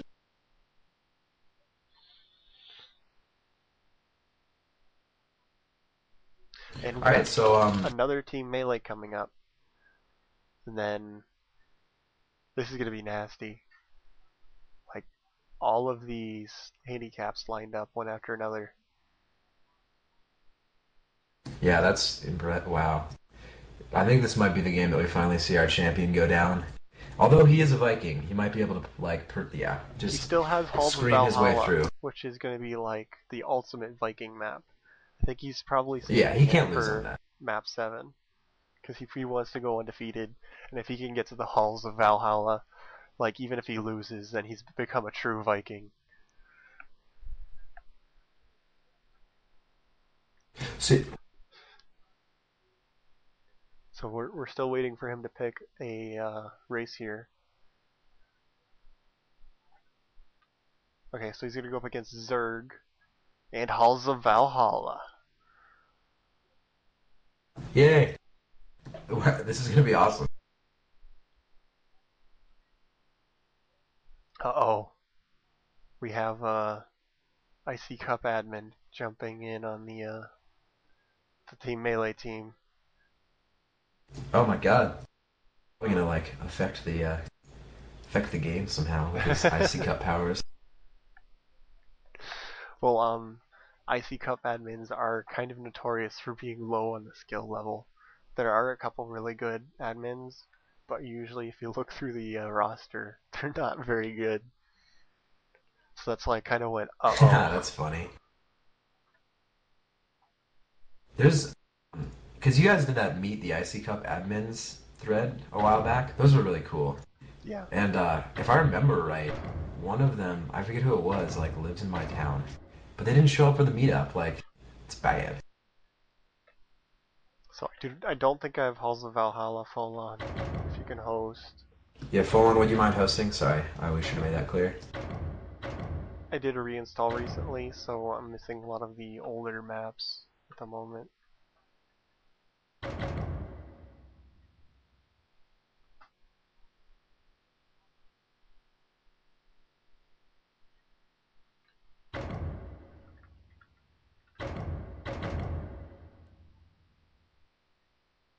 All right, here we go. Game is up. 3-2-3, 3-2-3.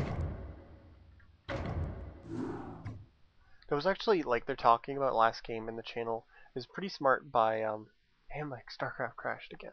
Oh my god. It's pretty smart by Oystein to pick a Protoss on that map because of the way that the metagame is right now. That is an older map.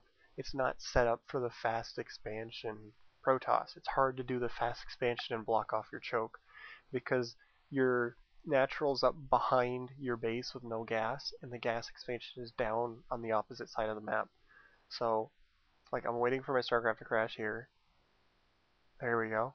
Yeah, it looks like we might need a rehost as well because I'm pretty sure we want just 2 teams. Oh, I suppose we could do three Terran. teams, so that the observers are in a third team and they can both vision us. Oh, that's actually a good idea. Full on, you're right. You're smarter than me. What, did he tell you that right as I said it on vent?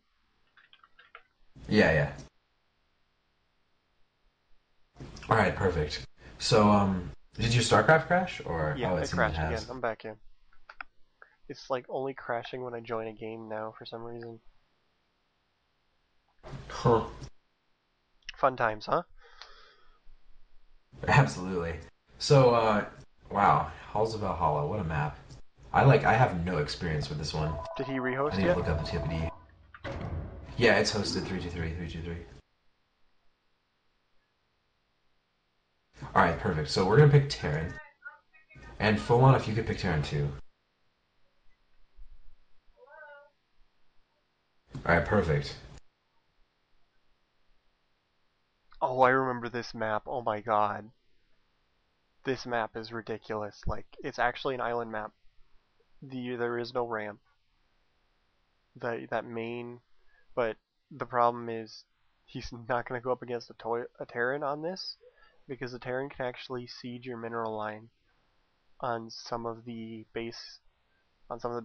It wasn't fully fixed to the point where if you're at 3 or 9 o'clock, they can put tanks, siege them up right next to it, and since it's a low cliff, it's just high ground. They don't even need like a drop ship to see up the cliff, and they'll just be sieging and hitting your workers. So interesting that he chose a island map. I'll be curious to see what he plans on doing here. Absolutely. And he went up All right, against here we go. Zerg. It seems the game is going to be starting soon. And Zerg is And yeah, kind of notorious for having problems on island maps as well. Oh, absolutely. Yeah.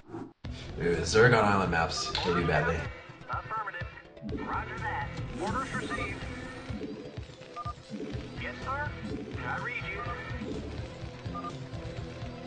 Affirmative. Orders received. I read you. Right away, sir. Orders received. Report. Look at this awesome command center micro. Oh, I'm so excited. I read you. Yes, sir. Right away, sir. I read you. Oh, look at that. Nice. Look at that. Nicely done. Some epic skills from the streamer. Did you ask them for vision yet? I did. We'll get it eventually. Who knows when, though.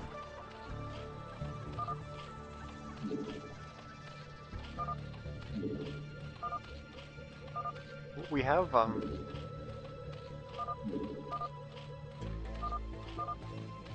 There we go, there we go. okay, so we can see our players now.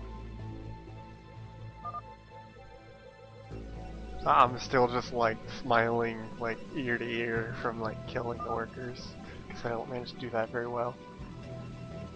Yeah, it's tough, I'm not gonna lie. I think the trick has to do with how you start their facing when you have them attack each other.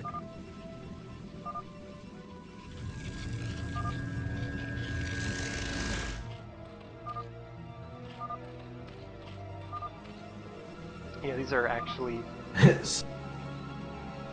So, our our fodder players weren't aware of the fact that this is an island map. oh my god, really? That's Yeah, I'm hilarious. getting some of their messages. They're like, "Oh my god, island map." And they're arguing over who's macroing. There's a idle drone. This is not going very well. Yeah, how someone's selecting it too. Like someone's purposefully stopping that drone. Well, when I select it, you see me selecting it. Just because it's Oh, melee. okay. I thought it was one of them. There you go, there you go. Finally that drone's mine. Wow. Finally getting some gas going so the Zerg can do, anything on an island map. But I mean, even with all these confusions, I mean, they're still probably even because of the fact that Oystein had to stop and kill a worker. Like, that's Oh, that's so huge. that's huge because those first four, even the three that are left, aren't mining until the fourth one's dead. So it's a huge delay. Also, the fact that only 3 mine at the beginning part means that you don't get your next probe after 2 full rounds of Yeah. like a perfect split. So yeah, it's so slow. That's such a huge deal. And it looks like, So- he's going straight for the Stargate / Robo. I'm laughing at the QQing going on from the Team Melee team. Yeah, the Team Melee team is great. They're complaining about each other and shit. Normally we ask them not to ally chat, but this is so funny that I'm just gonna let them leave it. And we got Icy Cup Carbon's feeling a little scared, it sounds like. He's holding something in though, which is he asked for a bathroom break and we wouldn't give it to him, so just know that. Know that we don't let that happen. This app Ooh, you guys hacks, pretty I didn't good. know He's got the timing down for this, like, which is impressive since the timing is gonna be different on the island map. Like saying get it done now, there's gonna be hikers up soon. Which, I mean, if you look, there's gonna be Corsair up soon. Like, that Corsair started a decent time ago. It's gonna pop up pretty soon. Yeah. He got it just at exactly the right time. So I've got a question. Since I'm not actually as familiar with this map as I should be. Once you finally get out of your initial island, do you have access to all the other parts of the map, or is it another island beyond There that? are some parts of the map that you can get to without dropship play, and there are some that you have to use a dropship to get to. So there's the low ground is connected in the middle, and there's an expansion on the low ground for every main.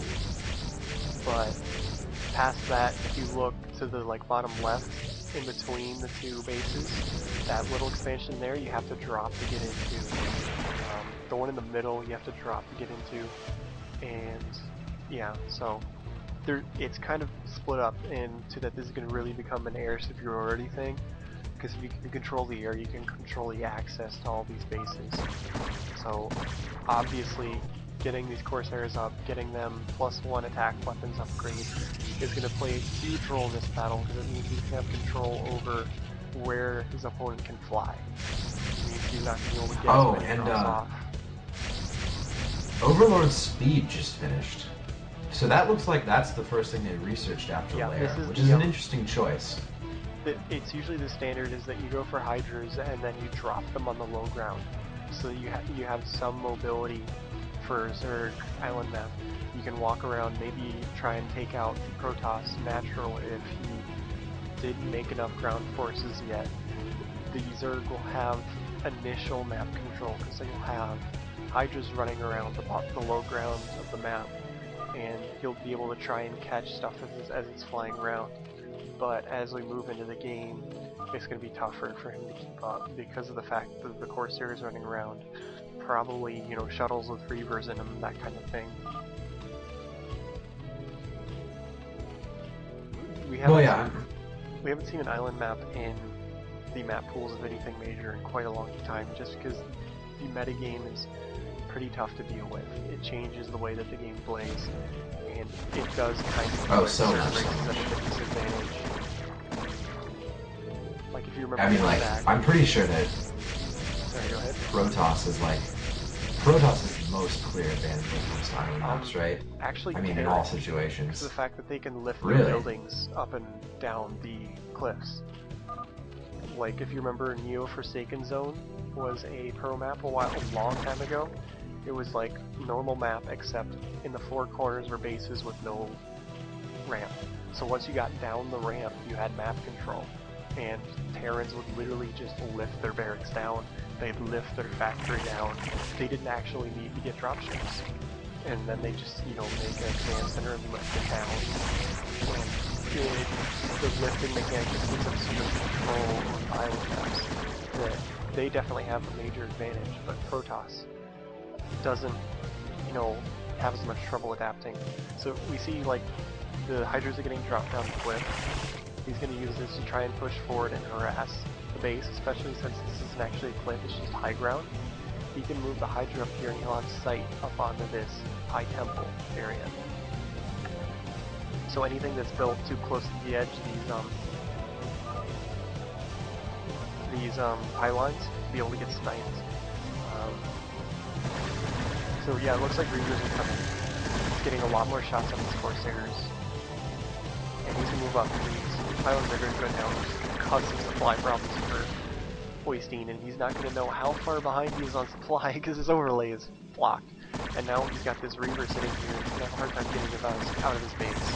So this is the point where the Zerg is definitely at an advantage, because he managed to get his Hydras down here very cleanly, with very few losses.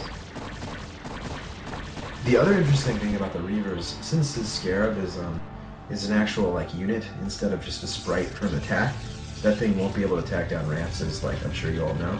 But that means that having that Reaver be effective at all is going to be way difficult. He's got to micro it incredibly well just to even kill Hydras at all. Or they can start elevatoring just to make me look like an I'm idiot. not really sure I like that.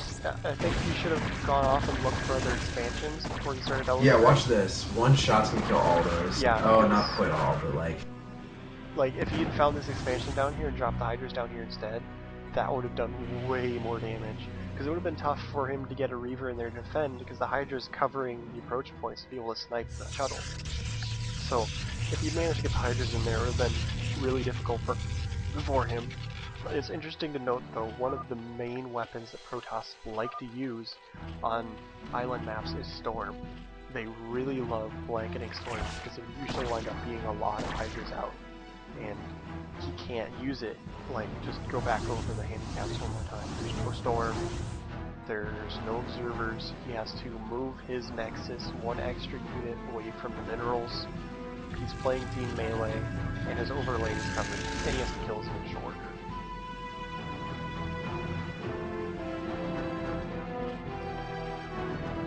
So, how do you feel about the fact that this drop has yet to, like, manifest? I feel like he's had Reavers out for so long, he could probably end up, like, making that happen, but Yeah, he's been very patient. He's been afraid of the Hydralisks roaming around the map. So if you look right now, he's flying more over a vector where there isn't any Hydralisks on low ground. He doesn't have to worry about it, his shuttle getting sniped, but he's still got, you know, Hydras in the main to deal with. So you see the shuttle's kind of dancing around. He's having trouble, like, okay, where do I attack from? And if he finds this natural, that might be where he goes and hits, because of the fact that there's just the one spore. He can outrange the spore with the Reaver. That'll be the end of it, and he might actually be able to take down the base. Yeah, well, that just killed, like, the only Hydra nearby, so, that's gonna be incredibly effective. Uh-oh, Burrow. Oh, Burrow! That's really smart. Very, He wow, can't very use, well done. Observers. Yeah, that's incredibly impressive, actually. Like, that's, wow, thinking. They're good at the job. And a bunch of Scorch come out. You're gonna see a lot of Corsairs die here, likely. Or, oh, he might as well. He only uses a single Corsair. Yeah. It looks like he was trying to micro two of the Scourges around to hit the shuttle, but the Corsairs have +1 weapons upgrade, and that just completely melts Scourges. That does such a huge difference. It doesn't mean that they get killed in an extra shot, but, you know, with the splash damage, having the +1 weapons, I think, like, the ones nearby take 1 extra or damage from the splash as well, so it adds up pretty quickly. Absolutely. We've got a Hydra at the bottom left looking for who knows what. Yeah, there is another expansion in that little corner, which, as you can see, you have to use some sort of a drop to get in there. So there's all of these little... A lot of the map is connected via ground, but there's a lot of areas that you have to use a drop ship to get into it.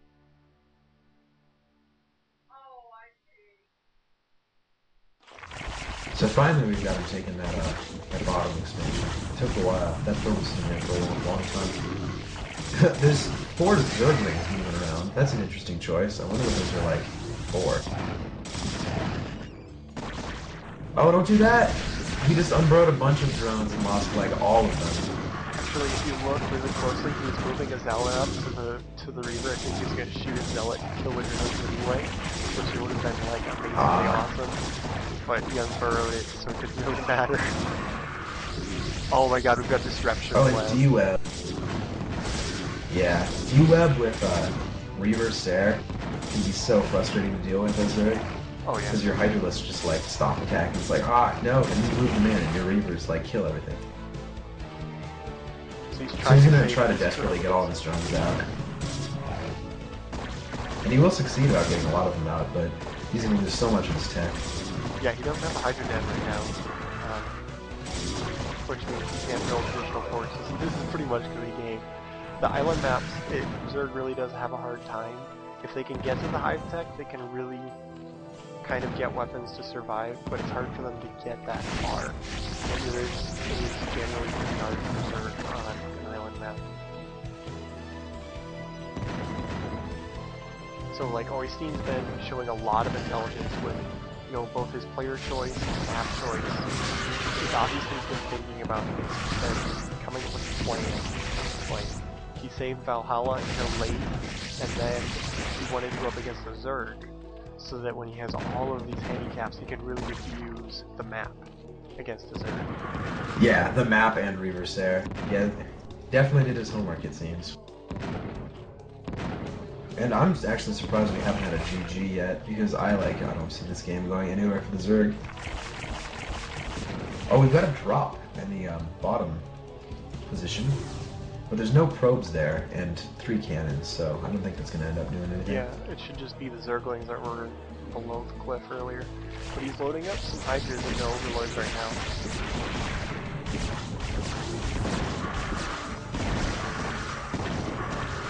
And yeah, that's so difficult to deal with. The combination of the Reavers and the D-Web, it's so hard to really get much damage on them with the Hydralisks.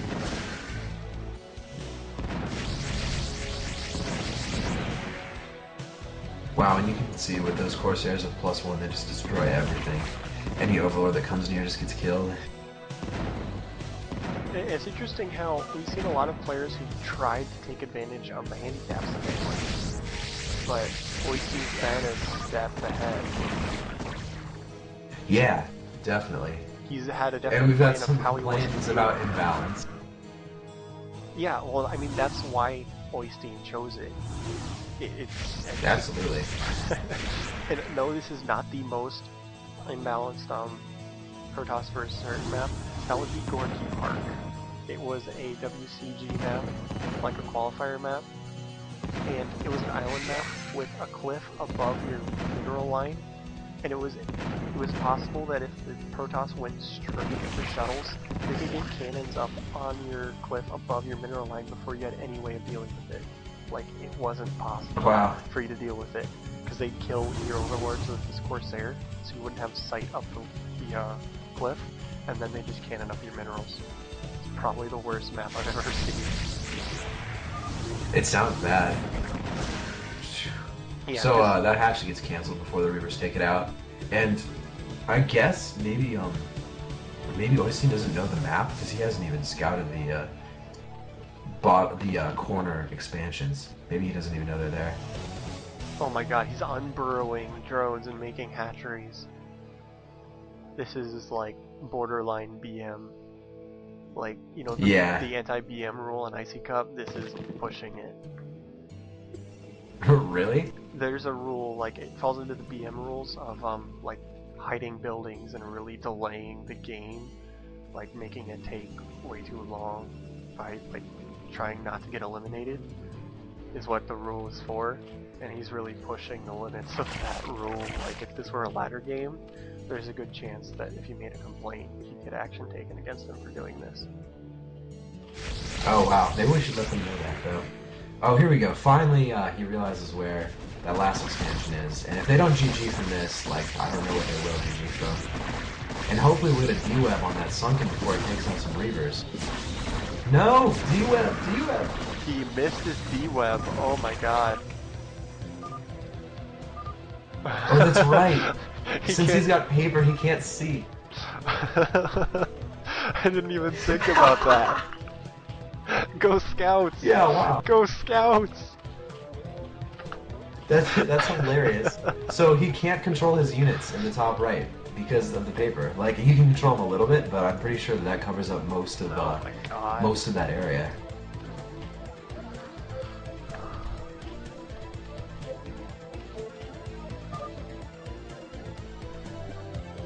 Doesn't matter considering that you should have GG'd like 10 minutes ago.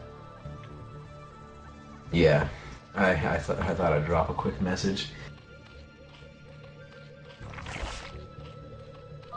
Oh, I love the Terran music so much. It's so hilarious.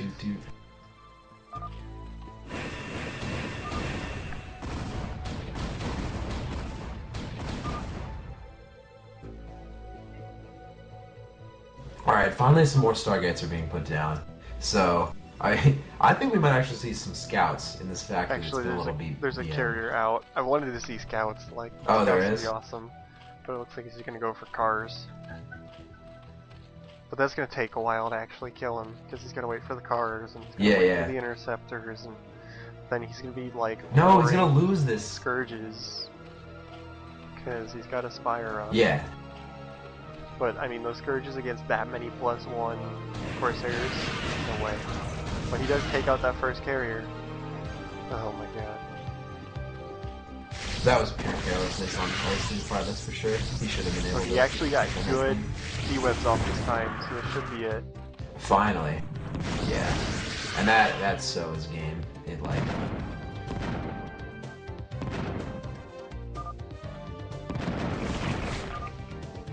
If you look, Alright, one of the Jesus Reavers is call. actually trapped behind the minerals, so his Scarab isn't doing anything. Yeah, absolutely, yeah. Alright, so we have to leave, right? Because that's Yeah. right, it's, we're Because not we're on in a the separate team. team. Alright, cool. Well, that was a little painful. That Okay, game so dragged on that's a little 6 while. in a row. Yes, 6 wins straight.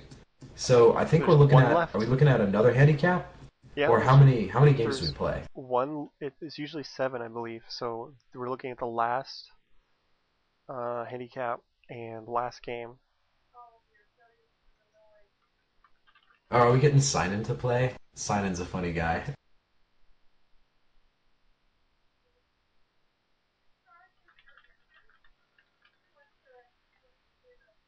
Number. Let's get that set.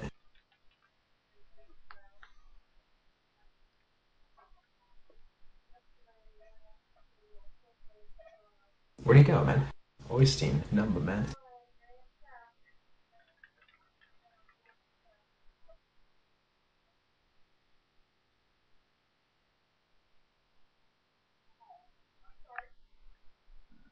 Okay.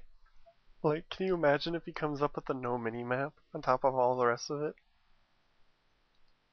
That would be nuts. That would be insane. That would be insane. There's also the gas cap. The one that would scare me more Gateway cap. is the Gateway would be bad. The one that scares me a lot is no static defense.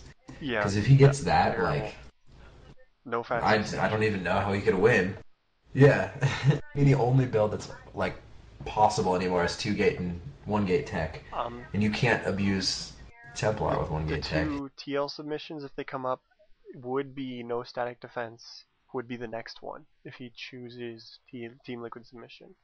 So, ouch. There's that would Oh, he be picked number 3. number 3, gas cap. He can only have 2. Gas cap 2. Or if And double Team tech Zerg for is double Zerg. tech. Good night. Okay. See you tomorrow. Yeah. I will. Say, sorry about that. People who are hearing Ralkin's mic freak out a little bit. I think he's got it set on Sorry, I was not push to talk. covering my mic because my dad was coming in to say goodnight. I hear you, I hear That you. comes out pretty loud on my stream when he does that. So, has he picked Alright, cool.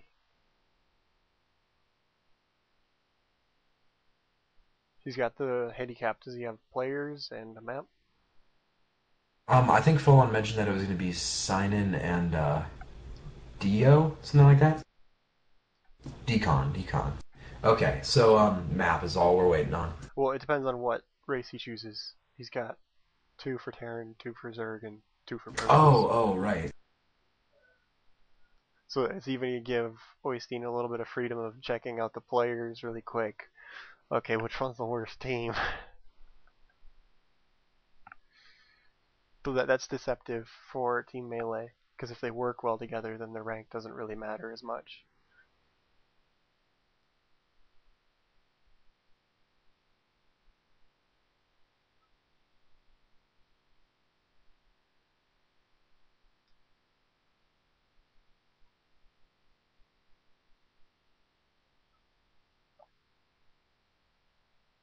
Oystein, map, Broseph. I think that Oystein mentioned that he had 6 Viking maps, and we already played on Andromeda, so we should see another Viking map coming.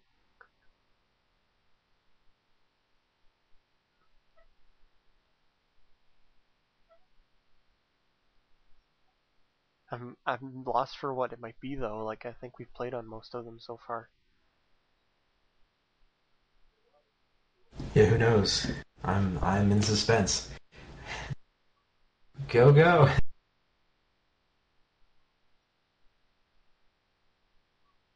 Folon's saying, let the man think.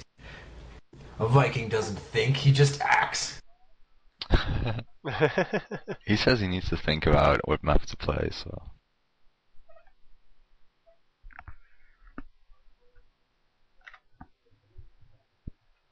Fighting Spirit is map.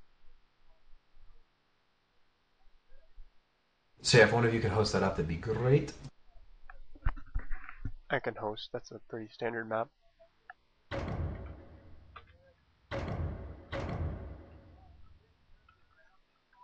So that'll be the same name as before, right? Yeah. Oops.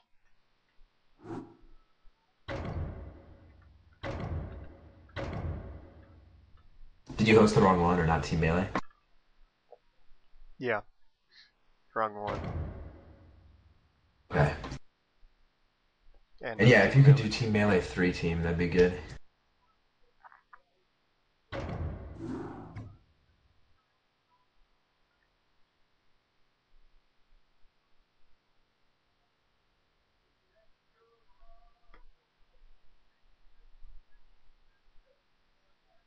Okay, the game's up.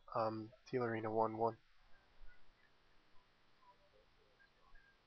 Perfect. Really? This guy isn't in the... Oh. Caps Lock isn't in the team, right? Who is he playing? No, of course not. No, he is. It's Captain Caps Lock and Skater or something. Okay, Oh, is it? Okay. that's why I had Interesting. I'm getting latency. Really? I'll try again, though. I got everybody else in here.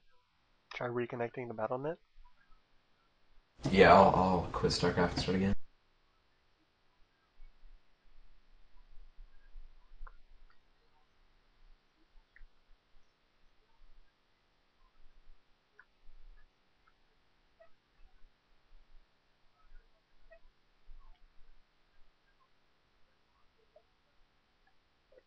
So, going over the handicaps one more time. We've got no obs, fail placement, He's playing Zerg. melee. Oh, no Scourge. So,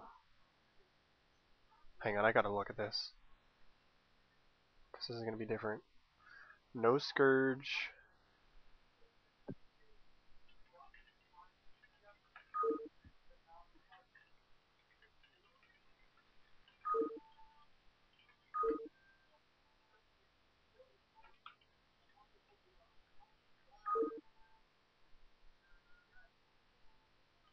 And then, I think that's all of them. He covered no Nidus. Yeah, that's everything.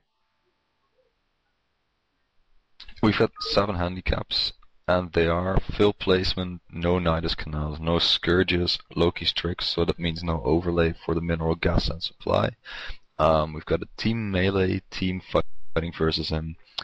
He has to kill one of his initial workers, and he's got the double tack handicap, so he needs to build like 2 Hydra dens in order to make Hydras, and 2 Spires in order to make Mutas, etc. But the spawning pool is exempt. He only has to make one pool. And this is the last game, right? Like, if he gets this, he, like...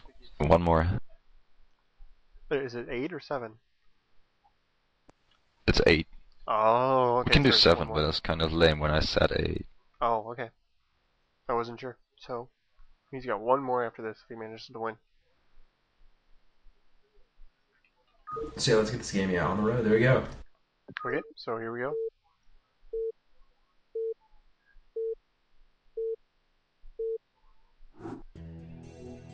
Okay, let's see if I can do this again. Uh-oh. Whoa. We got a little lag. Well, let's show a second. Maybe full on. Right away, sir. Oh, except Fulham's not in this one. I thought you were hosting. Uh-oh. Affirmative. Roger that. This is like unplayable. Reporting for duty. I guess I will take off and see if it helps. Orders received. Reporting for duty. Roger that. Affirmative. Yeah, do it. Roger that. Right away, sir. Then one of these guys has to leave. Yeah, it's fine. Orders, Captain.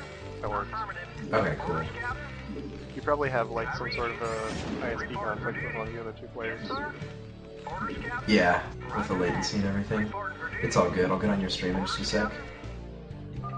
Orders received. Right away, sir. Roger that. Right away, sir. Okay, so I gotta try and kill this initial.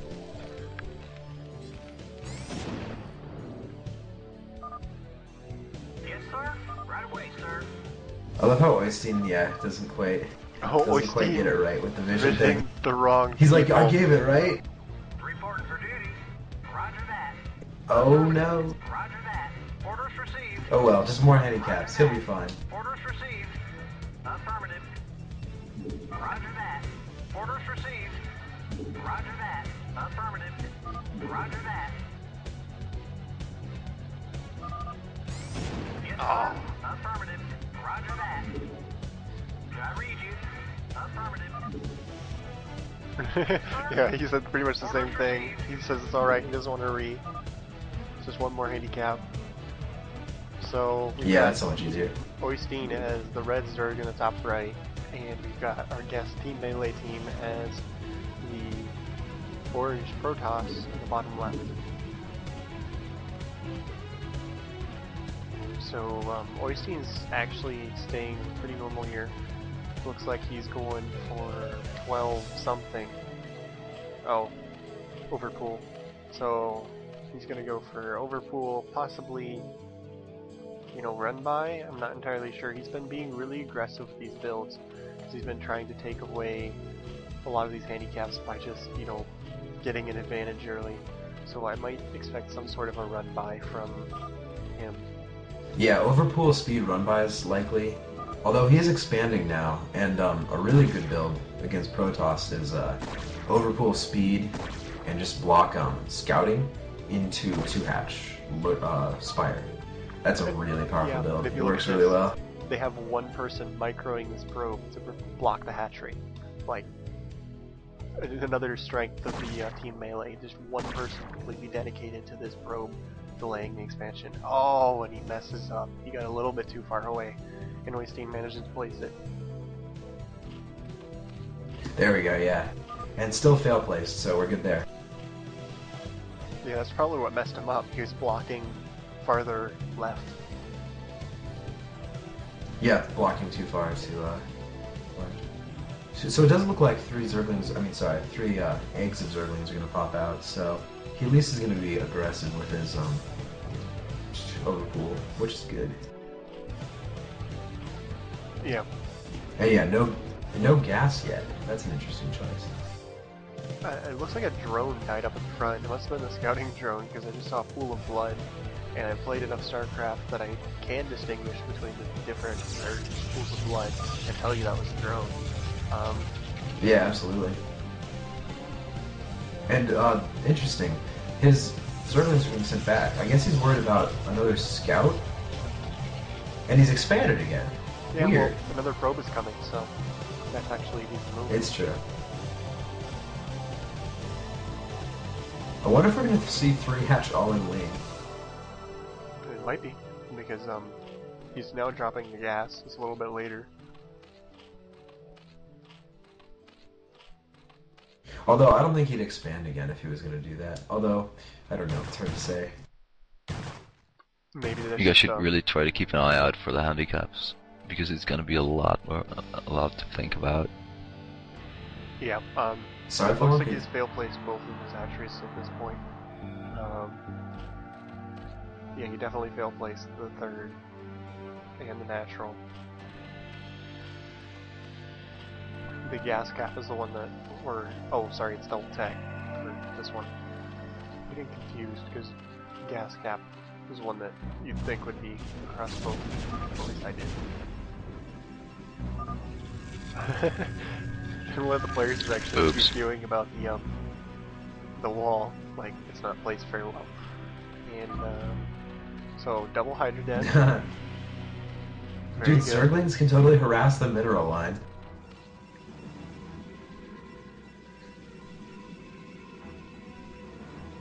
And Protoss is dropping a Stargate, so he's going to be moving into Corsairs here.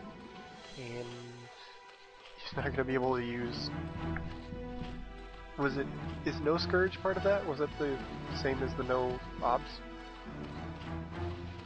Like he can't Scourge. Yeah, no no Scourge. Scourge. Yeah, so he can't Scourge. I make sure to mention it again. Does he have to do double tech layer? He does, right? I don't Someone know. pointed out at the stream that it's kind of cute that he put up the 2 hydrodents at the same time while he didn't know how much his mineral and gas count is. Yeah, but he's been making mistakes because of it at the same time. Like, you've seen him miss his timings, and he messed up the Corsairs, the webs, and other things. So I think he's following it. That's one where you really just have to kind of go on the honor system for the sake of the hero. And we have seen him make mistakes because of it, so... I mean, besides asking for an like, him to set up a camera, because even an FP bot wouldn't show it.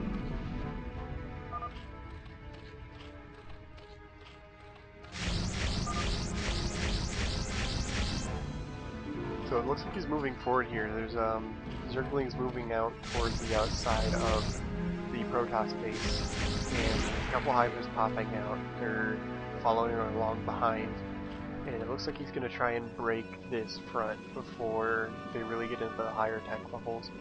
Probably a timing push, because this kind of timing with Hydras is a little bit popular. You can get in and you can drop a bunch of cannons, and if you get in here fast enough, you won't have Reavers or Storm up. And it looks like he is within his timing, but he might be attacking a little bit too soon, because I'm not sure if he has enough to fully break this without losing too much. So, it'd be interesting to see if he waits for a few more Hydras before he goes in or not. Or it looks like he's going to take advantage of the fact that this wall was set up poorly. He's going to snipe some additional cannons as it's being built, buying himself a little bit more time, getting hot shots on some of the zealots in the front. And yeah, this is really good by Oystein. He killed another cannon as he's building, buying himself more time. He's got to be careful not to lose that Hydra. He doesn't want to lose it. There's a bunch more Hydras coming in. It's going to be really bad, really fast. He's killing more cannons than they spawn. He's going to sneak the Hydra's past, get them out of the cannon range, and get behind the minerals. Looks like he's hitting the cannon. Yeah, he stops that Oh, cannon. man. Yeah, I just saw the run by into the back of the minerals. That's really good.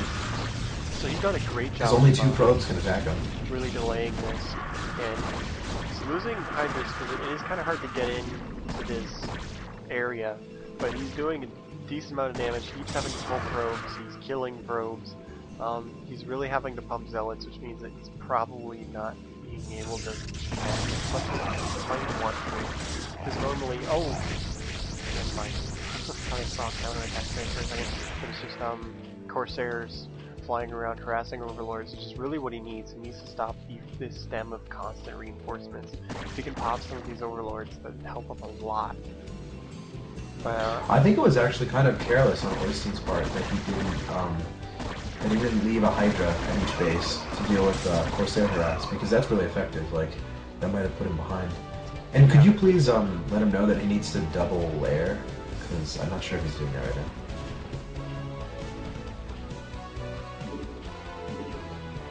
What team is it?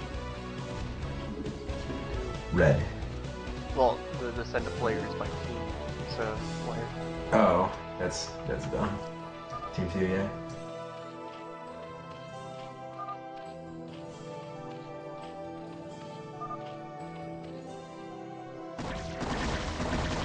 He's got the range on his Hydras, so he's going to pick off this gateway in the front, probably the Forge too, and then with the range, he's going to really be able to tear down a bunch of these cannons. But if you look, there's a ton of cannons out front. There's 7 cannons. He really needs to do something about these Corsairs though. So he's got the second layer morphing, which means he's good, but I can't find any overlords on the map. Like, there's a couple up front with his Hydras, but I don't think that's enough. Like, how'd they get up there? Do they have speed? I wasn't watching. No, they don't have No, speed. I don't think they have speed. 2 slow ones kind of. Because yeah, the moving layer forward. just finished. Yeah, he did it well, so they're getting there without getting killed, I guess. Yeah, But that's pretty impressive. Sorry, what was that? I'm sorry, I was just gonna mention about That's so many cannons. Oh yeah, Those it is. like that's so many, and I wonder if that's going to be a serious problem. Well, he's blocked himself Because in he's- too, like big units. Yeah, moving through, exactly. And he's got 2 High Templar out. It looks like he has Storm. He's moving him forward. You're moving him forward without Storm. You're just asking to get them picked off.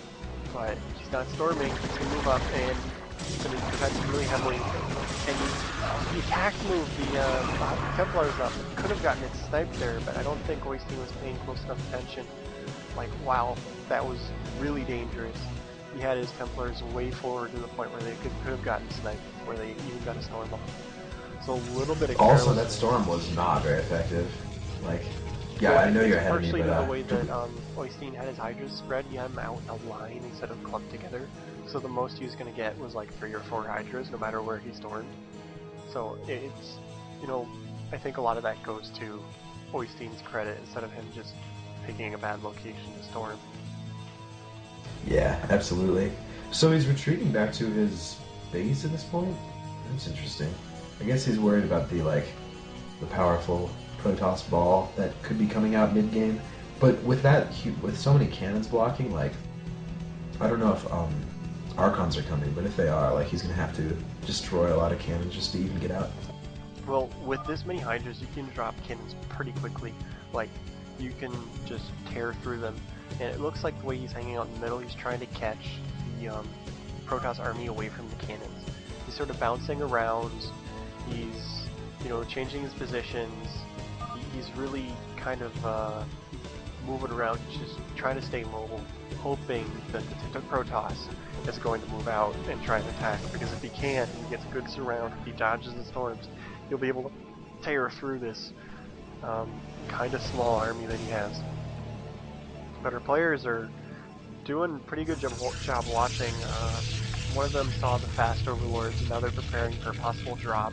They're putting up some cannons from mineral line in the main.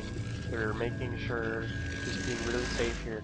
That might actually work against them because they're being so defensive and they're spending more minerals on static defense that he's not going to be able to defend this top left expansion if Oystein finds it. There's absolutely no way for him to keep up against Hydras, you know, just cannons isn't going to cut it. I mean, that's still a lot of cannons. That's a lot of minerals being used on more static defense. If you look around at the number of cannons he has placed, he's actually having to kill cannons to get out. But with the cannons that he's killed, he still can't get out. He'll have to kill the pylon or the forge. So, like, some very poor base planning by the Protoss. He's just going to try and sneak those Dragoons through the mineral line, and that takes forever. Because the Dragoons are stupid, and they don't take smart pathing, and probes mess them up. Oh, we So- can see the Zerg moving around a little bit here. Yeah, Oh, and wow, a lot of mute is out. and saw this is what I was talking about. Did you make 2 spires? Yes, he did. It's kind of what I was talking about. Wow.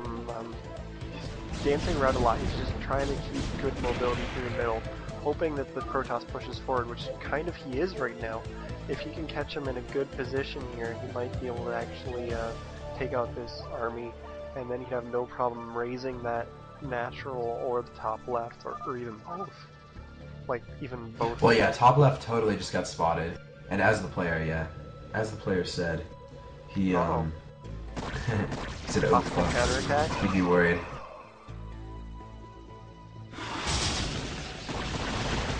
Oh, good storm. It's right on top of a bunch of Hydras, and he doesn't dodge it fast enough. But he kind of wastes another storm there. Not so great. But he did get a bunch of Hydras there. I don't think he managed to get that Lurker with it either. So, decent for the Protoss. If Oystein decides to really run up with a bunch of Hydras, he could raise this top expansion. Like, just because the Hydras, they destroy cannons so quickly. And it'll be interesting if he manages to go for it. It looks like he might be preparing for a drop though, because he's gathering a bunch of Hydras and right under this grouping of Overlords. But I also see some drones in there, so it might just be a rally point. That strikes me as though it's a rally point. I mean, I guess a drop is quite possible because he does have speed, but I think that's just rally point, and like, it's a safe place when there's Corsairs floating around all the time. He's morphing a bunch of those into Lurkers right now, and yeah. So he's transferring probes to the top left, like, maybe Oystein was waiting for pros to actually get transferred and maybe he could do more damage with it. I don't know. He knows that expansion is there. He ran an Overlord up there and it died on the cannons. So he has like the Fog of War vision on several cannons and Nexus up there. So he knows it's there. It's just, you know, a question of when is he going to deal with it. He's flying more Overlords out on the map. He's trying to get vision of what's going on, even though he's losing so many Overlords to Corsairs. It looks like he's made a lot of Overlords because he can't really see his supply count. So he's probably ahead on Overlords. That probably didn't matter a whole lot. It looks like one of the team melee players is actually dedicated to pinging the map whenever he sees the army, so that the other one can be aware of it, and if they're not entirely aware, they didn't see, you know, the forces there, they can reposition and make sure they're not caught off guard, which is actually pretty smart. Like, if you're focusing completely on macro, you will get some times where you're just sort of staring at the map. So if you see flashes of red painting it really fast, so your other players are going for you to respond to it, that could actually be really helpful. He actually storms his own observer there. It's very terrible, which means he doesn't have any detection for these lurkers. He's going to rely completely on storms. He's going to run forward, and I don't think he realized that he lost the observer because he just lost a ton of units on the lurkers. Pretty big mistake there for the Protoss team. Like, that was pretty major. Well, I'm a little behind, and yeah, I was about to mention that there were some really nice storms on the Bermudas that managed to not actually kill any of his units except that one observer. But then he moved right into the lurkers and sort of countered any good effect that it had. Yeah. He got some pretty good storms off, and like then he got a storm with a combination of like 6 Corsair shots at the same time, and then just all of them just died in a giant ball of blood. Like, they just melted at the same time. So he did a good job of taking out the mutas. Just one unfortunate storm. The observer was moving too, so it was a combination of like just moving the units at the wrong time. It looks like, because I think it actually flew into the storm. Yeah, absolutely. So we finally got Hive Tech out. I haven't seen if there's Ultras, an Ultra Den, or 2 actually yet, but Zerg is sitting on a lot of bases. And he does have I think eyes. this might. I'll be watching his tech. Yeah, I think he does the whole everything else, but he's doing a good job of keeping on top of it actually.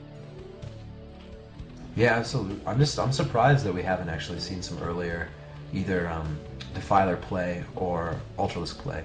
We do have 2 evolution chambers instead of 3, so it looks like he's definitely going to try to use Ultralisk. If you look oh, where's the 3rd at?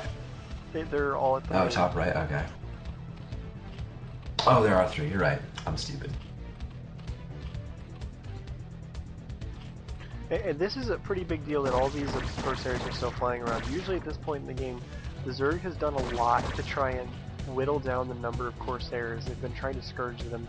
They've really been trying to just take them out so that you can get some level of control over the air on the map. But since he can't use any scourge, he's had a hard time dwindling the number of Corsairs, and there's still a ton of them flying around. This could be prove very hard for him to deal with, because he's losing so many Overlords, these +1 Corsairs, and like he can't really go back to mutas because they're gonna just die so quickly. So there's 1 Ultra Den, there's 2, so he's good.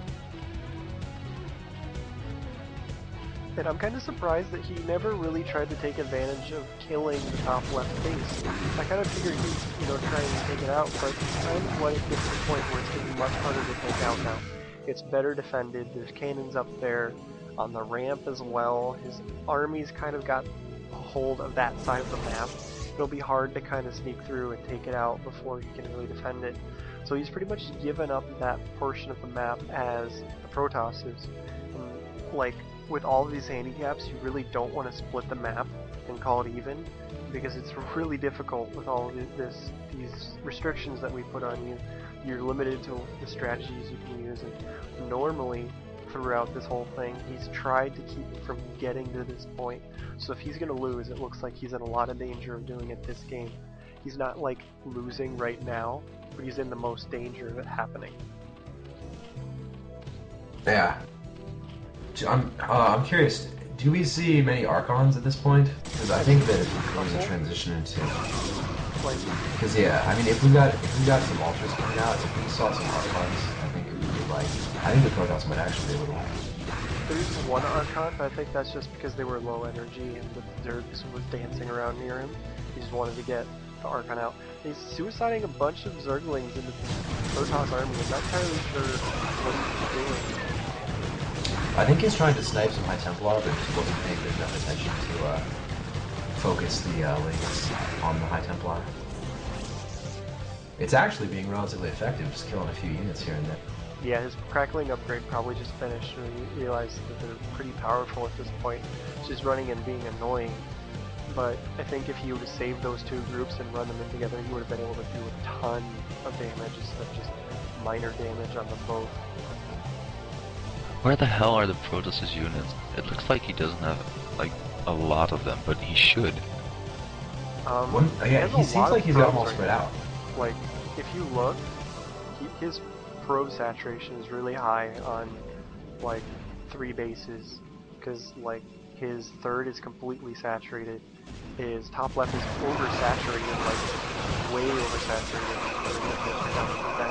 We've got a big fight going on, there's a bunch of storms on the Ultras, there's a storm on the Hydras, he's running in, there's a couple of Archons, but there's a ton of Ultralisks out here, it's maybe just way too much for him to deal with, even with those storms. Yeah, there's a ridiculous number of Ultras out here, so they're going to run in and they're going to take their choice on which base will they want to take out, because really, there's going to be no way that he's going to be able to stop him from taking out either of these bases. He's going for the third, which is a very good decision. There's a lot of probes here.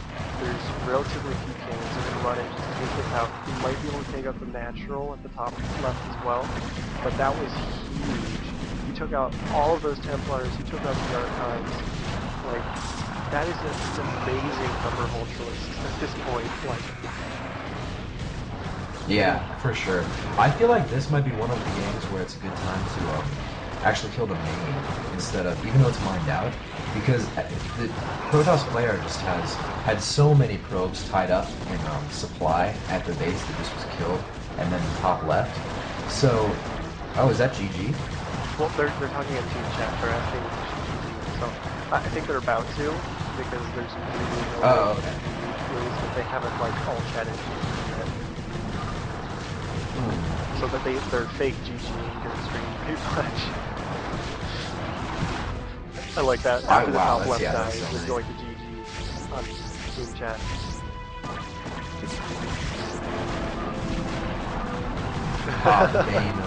The bane of Ultralisks. The Corsairs taking everything out. And there's the GG. Good game, everybody. And the blue player actually says, "You're still my hero, Oystein," instead of GGing. Alright, cool. Let's get this. So I that think was- we're on that the was- last game now. Actually, really good game by Oystein, because like with the combination of handicaps and the fact that they were in late game, he kind of split the map. He was in the most danger of losing. He did a very good job of playing it so he didn't.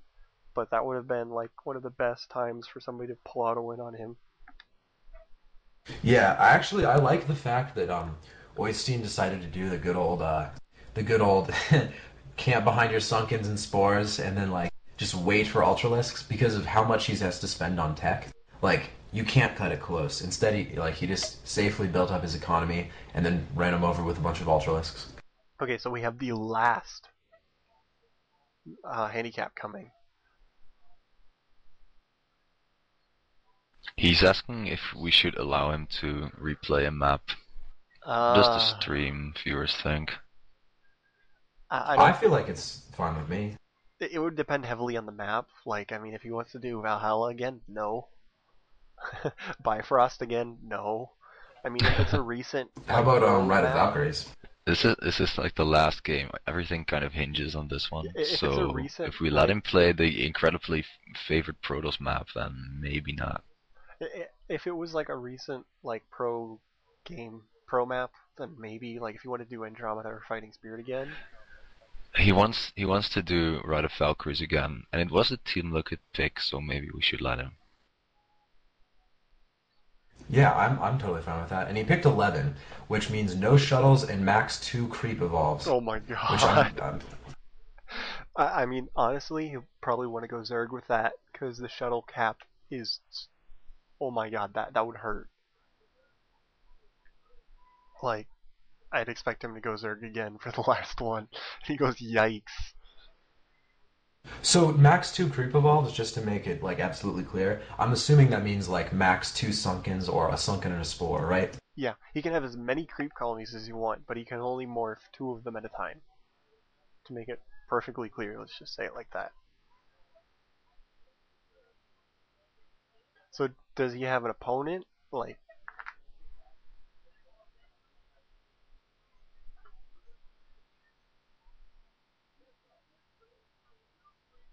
okay, so I Okay, will we've got a host. team.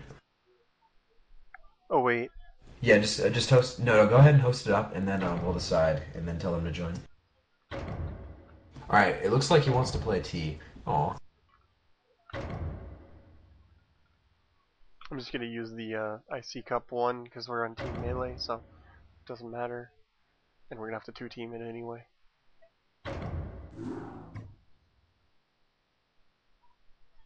Okay, so same game name.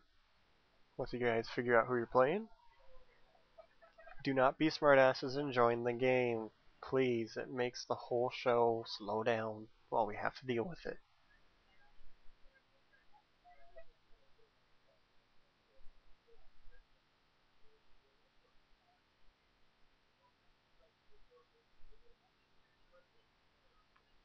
It's Yeah, gonna be Zin and LCC because the other all right. guy's Zin and down. LCC join the game.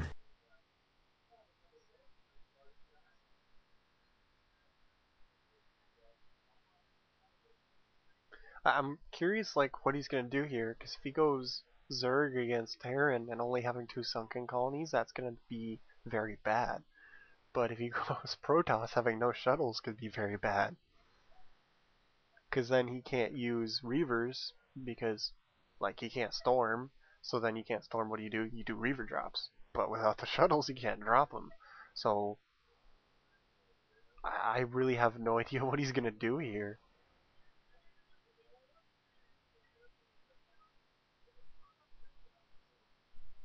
So it sounds like one of our players is having latency issues. If that doesn't go away, um, we might need to look for another. Or just have full on host.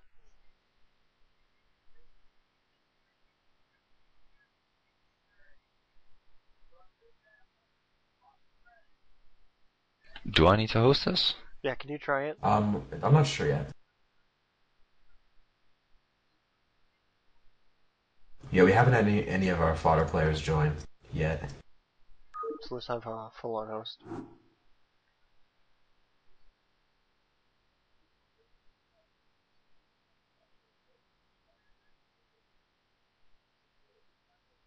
My IP might have changed, which means I have to change my port forwarding, which would take me a little while.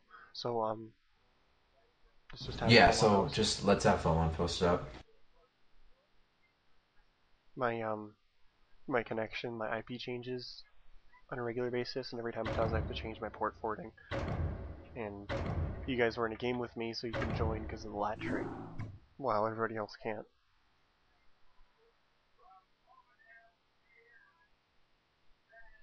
We could actually put one commentator on their team, so we don't I'm have down. complete non-vision. Okay. Oyster Yeah, I'll do actually that and just joined like their relay team. some info.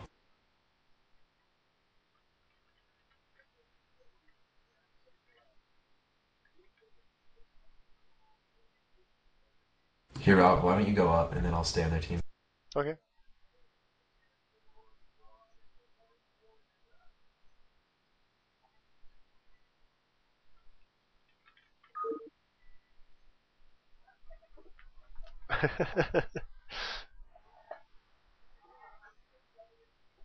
See, that's a much better sign when you see, like, it seems the games where we've had problems where they're trying to decide who's gonna macro, who's gonna do what. When one of them says I'm macroing, then that's generally when you get the fighting going on. But this guy actually said, "Do you want to macro?" Like, so hopefully these guys are gonna work Yeah. together well. See, guys, niceness is the best policy, right? See, some good teamwork going on there. So they're asking about who's gonna split, and they're talking about how they can't split.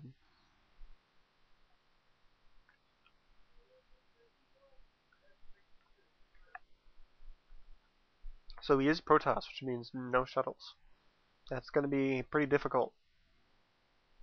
That's gonna be crazy. No, wow, no shuttles, no Storm. Like, what is he gonna do? Like slow Reaver attack? Okay, so just a quick overview for the people on the stream. No obs, no storm, no shuttles. He has to. What was the other one? Kill initial worker, and then the last one is team melee. His gas So cap that's all of too. them. He can only have 2 assimilators because the double tech was Zerg.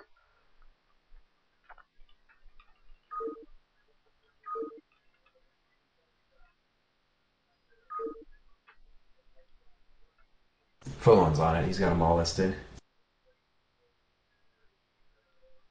Yeah, it's not a gas cap, it's maximum of 2 assimilated, because if you can mind control an SCV and build a refinery, that's allowed. Yeah. Because it's just okay. that cool. Yeah, we had one guy ask if he can mind control to build refineries, since then it would be a different gas production, and we gave the decision that if you can manage to pull it off, that's so awesome that you can just do it.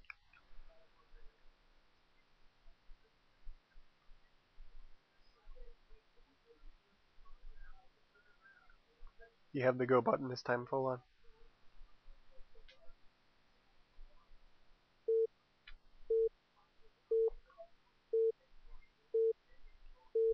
Yeah, Hopefully we'll get some mind control this game. That'd be way sick.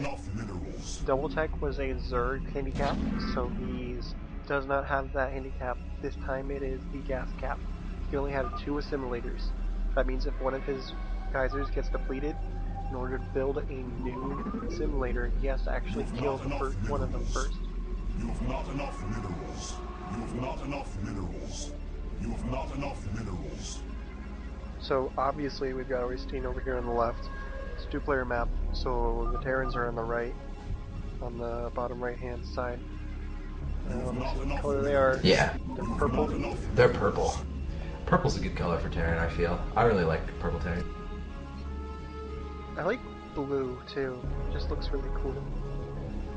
Oh, for sure. So the darker, cool colors work very well with Terran. Both some of the bright and warm Blue freaks colors me out because work critters for- are blue. No, I mean the darker blue, not that light blue. The actual dark blue. Yeah, okay.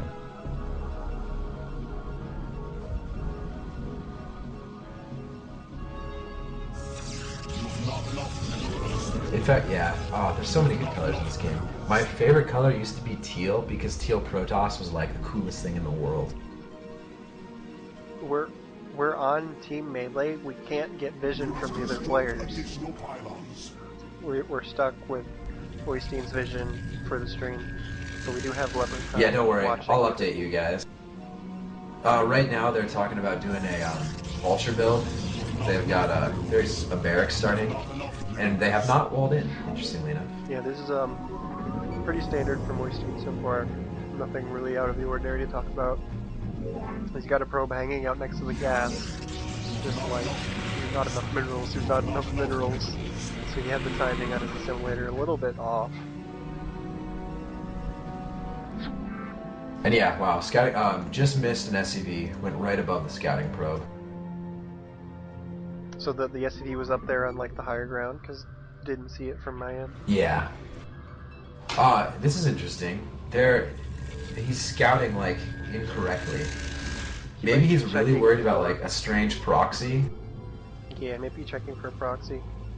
Or he doesn't know the map, he might think that they're actually in cross quarters. Cross position. Both in the bottom. Wow, so yeah, he totally just got owned by the mineral fields. He's trying to go through them and doesn't know how. Alright, no, now finally figured it out. Going around. Was he going around or did he hop? No, he just went around and hopped. So the Cybernetics core is coming up. There's no Zealot coming, so he's just waiting for the first Dragoon. And which is a good choice, because the factory just went up. And yeah, only 2 Marines have been made. yeah, he got up the ramp and he saw the number of Marines, he saw the general tech level. He saw that there was a refinery down, saw the number of SUVs that were on it, but we didn't. I didn't get an actual count, but I assume that you did, because it's one of the things you look for, I guess, Aaron. You gotta make sure, like, does he have all 3 SUVs on gas? Is he leaving them on gas? That kind of thing. Yeah, at the moment there are 3 on gas, which is interesting. And there's another factory being built. So we're looking at 2 fact. For, like, a Vulture push, they're gonna do 3 SUVs on gas? That seems a little bit odd. That's what they're saying. You don't Agreed. need the full gas for that. Yeah, maybe they just don't. Oh, he takes a pot shot at his assimilator instead of attacking the SCV. Yeah, a little bit of a misclick there. Another gateway going down, and he manages to get his SCV trapped outside of the base. Nice of him. I can't turn unit sounds down anymore, and when they got turned off, people were complaining that it was too quiet.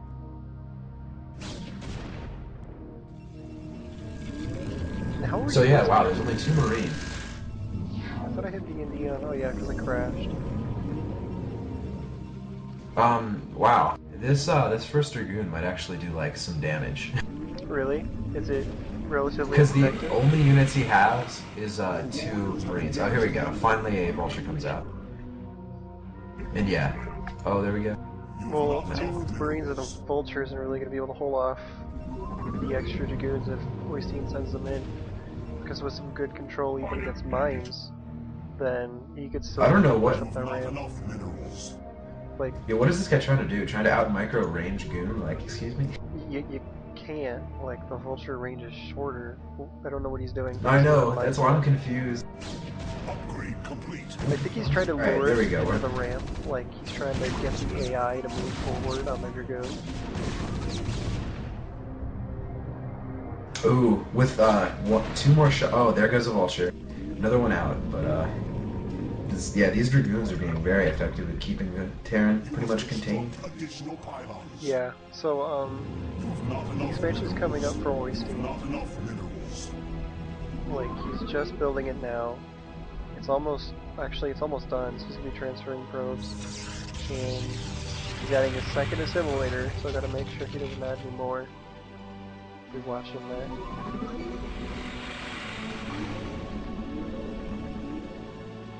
The warriors have engaged the enemy. Oh, that's clever. They're splitting up the micro duties so that one of them mines and then the other person uses the Marines. Although, it seems like the player who's controlling the Vultures doesn't know about the magic boxes rule and placed only 1 mine, which got immediately sniped. Yeah. That can be pretty difficult even with the magic box, like, because the area you have to click in for Vultures is kind of small. So you can't drop a lot of mines at the same time. So if you try to, drop too many mines even with like a bunch of Vultures, you can still mess it up. But yeah, he's going double Stargate. So what's going on here? Is we're gonna see like a stove going on? Like, Maybe. We might see the rock status like carriers. dude, I would love it if you went stove. Like, that would be amazing. But I don't. Well, I mean, haven't we already... We've kind of passed the point at which stove is like a thing now, though, right? Yeah, but it still pops up every once in a while, and there's like a bunch of stove fanboys on TL where even if you mention it, they're like, "Oh my God, stove!" So like this Terran's mined up the whole front area in front of these Dragoons so heavily, he's actually gonna have to sack like Zealots to clear this out because there's a ton of mines up there. I mean, look at that. Oh my god. He just cleared practically all of them. There's only Really? a few left, and they're not really in good positions. Yeah, that got like the majority. I hope he gets And like yeah, 2 cloaked race. Period. So yeah, here comes the fleet. Wow, you're right. If he it's goes gonna be carriers. Carriers coming up. So he's definitely going yes, Rock. to base carrier. Because we know how well Rock has done on this map, but I guess that was versus July, not a And it'd be good at this point because he's gone so heavily invested. He got that gas earlier. He hasn't expanded yet, has he? It looks by his unit count he wouldn't have expanded yet.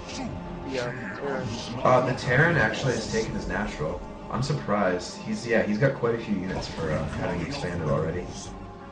And an engineering bay is being built on the high ground so you can get some scouting done, which I really like. That's Well, good. when you go for the 2 factory, the expansion comes a little bit slower, and yeah. That's like John Madden. You know, when you pass the football down the field, you tend to score because, you know, he kind of needs to be 2 sacks. But, John Madden, the best commentator of all time. yeah. You gotta get that football down the field. Yeah, pretty much. But there was a point I was trying to make with that, and I completely forgot what it was once I realized how stupid of a comment that was. So it's gone. It's all good. It's all good. A bunch more factories being added. We're in 4 right now. So yeah, they finally popped the idea of carriers. So it looks like they've got some idea of what's going on. Did they scan it? Like, You have not enough minerals. Yeah. Oh, there's They another just got a scan on it right now. it.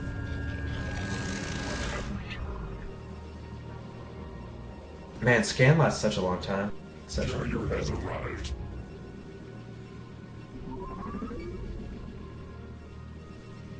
And to all the people who Another are, factory being put down. is the overlay on right now? Hold on. People are saying there's a banner blocking it. The mini Yeah, I'm on it. Okay. I'm on it.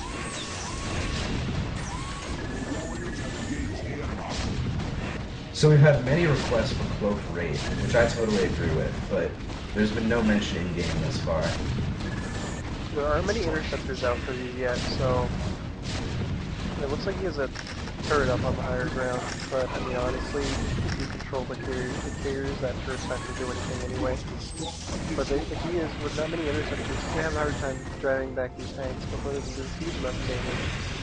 But they really didn't do a whole lot. And he is getting hit by this turret. I mean, really, just you need to control against that. There you go, he's doing it right now. So he's gonna push back the Terran, and then his base gonna die, which is gonna be trouble for him if he doesn't have another one. He's gonna have to get turrets up, like, and try and turret horde so we can get some Goliaths up.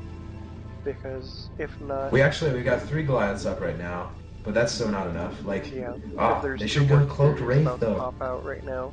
So if he doesn't get a ton of turrets up, he's gonna be in a lot of trouble. And the capacity upgrade. Yeah, they just got finished. supply caps. So So Protoss, I mean, Terran just scouted the top left expansion of Protoss. yeah, with 1 Marine. I thought he was actually going to kill it with the probes, but he didn't. Would have been awesome.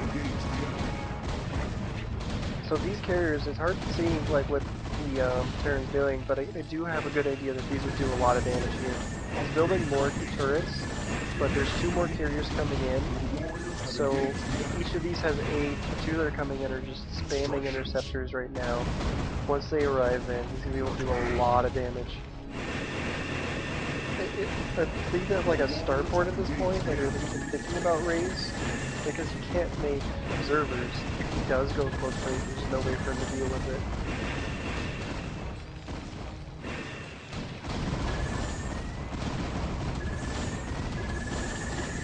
We've got some flash style micro there.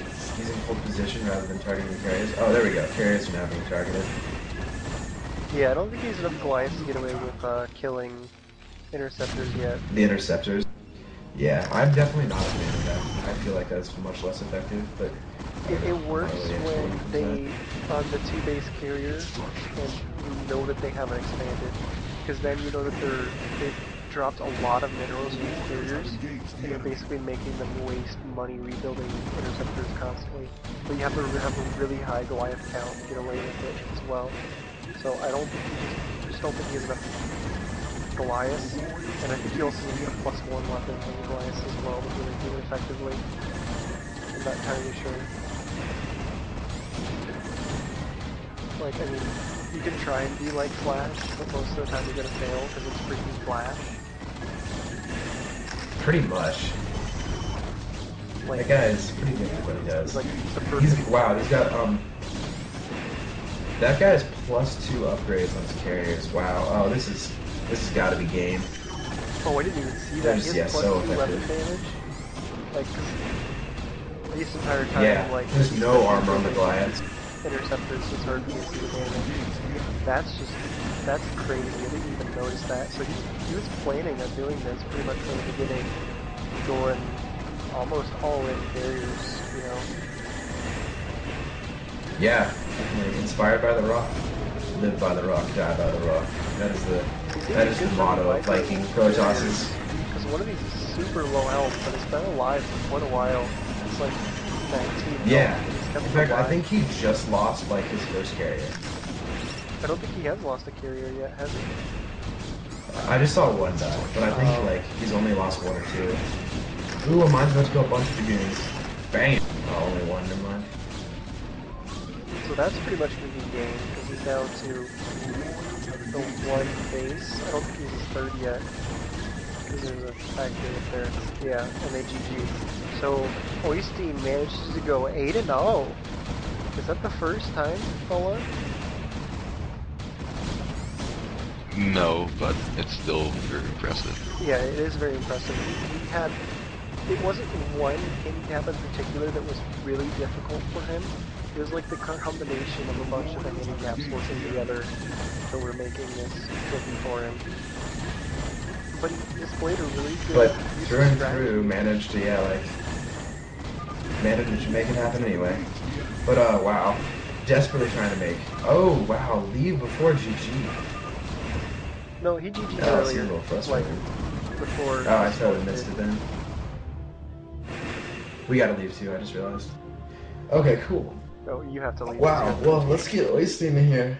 Yeah, let's get Oystein in here and do, I guess, post-game interview.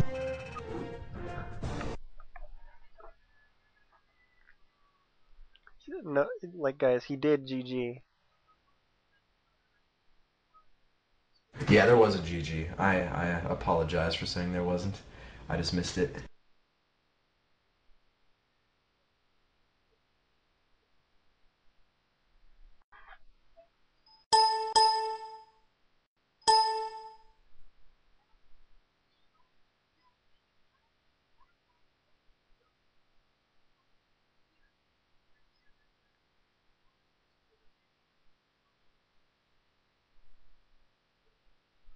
So overall, really impressive. Yeah, let's see if we can get him on vent for Yeah, he's a coming. couple of minutes. Hey, Hello. Hey Oystein, those are some so really how does it good feel to games. be a true Viking? Thank you. Yeah, so you solidified your place as a Viking by going 8-0. Any comment? I was wondering if maybe Nothing you more could to do a be Viking. expected from a Viking, I guess. You've secured your place in Valhalla, pretty much. That is for sure. But yeah, I was wondering if we could get like a Viking roar from you or something like that. Because we were practicing earlier. I feel like you could do a good one.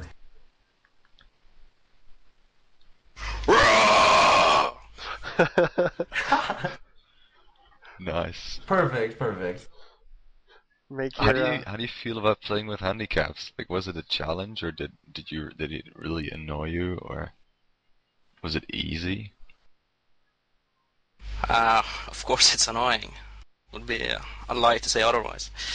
Especially the Loki trick was really yeah, that had to problematic be in the really beginning. that and like especially on the Neo Valhalla when you were trying to attack the top right and you couldn't see.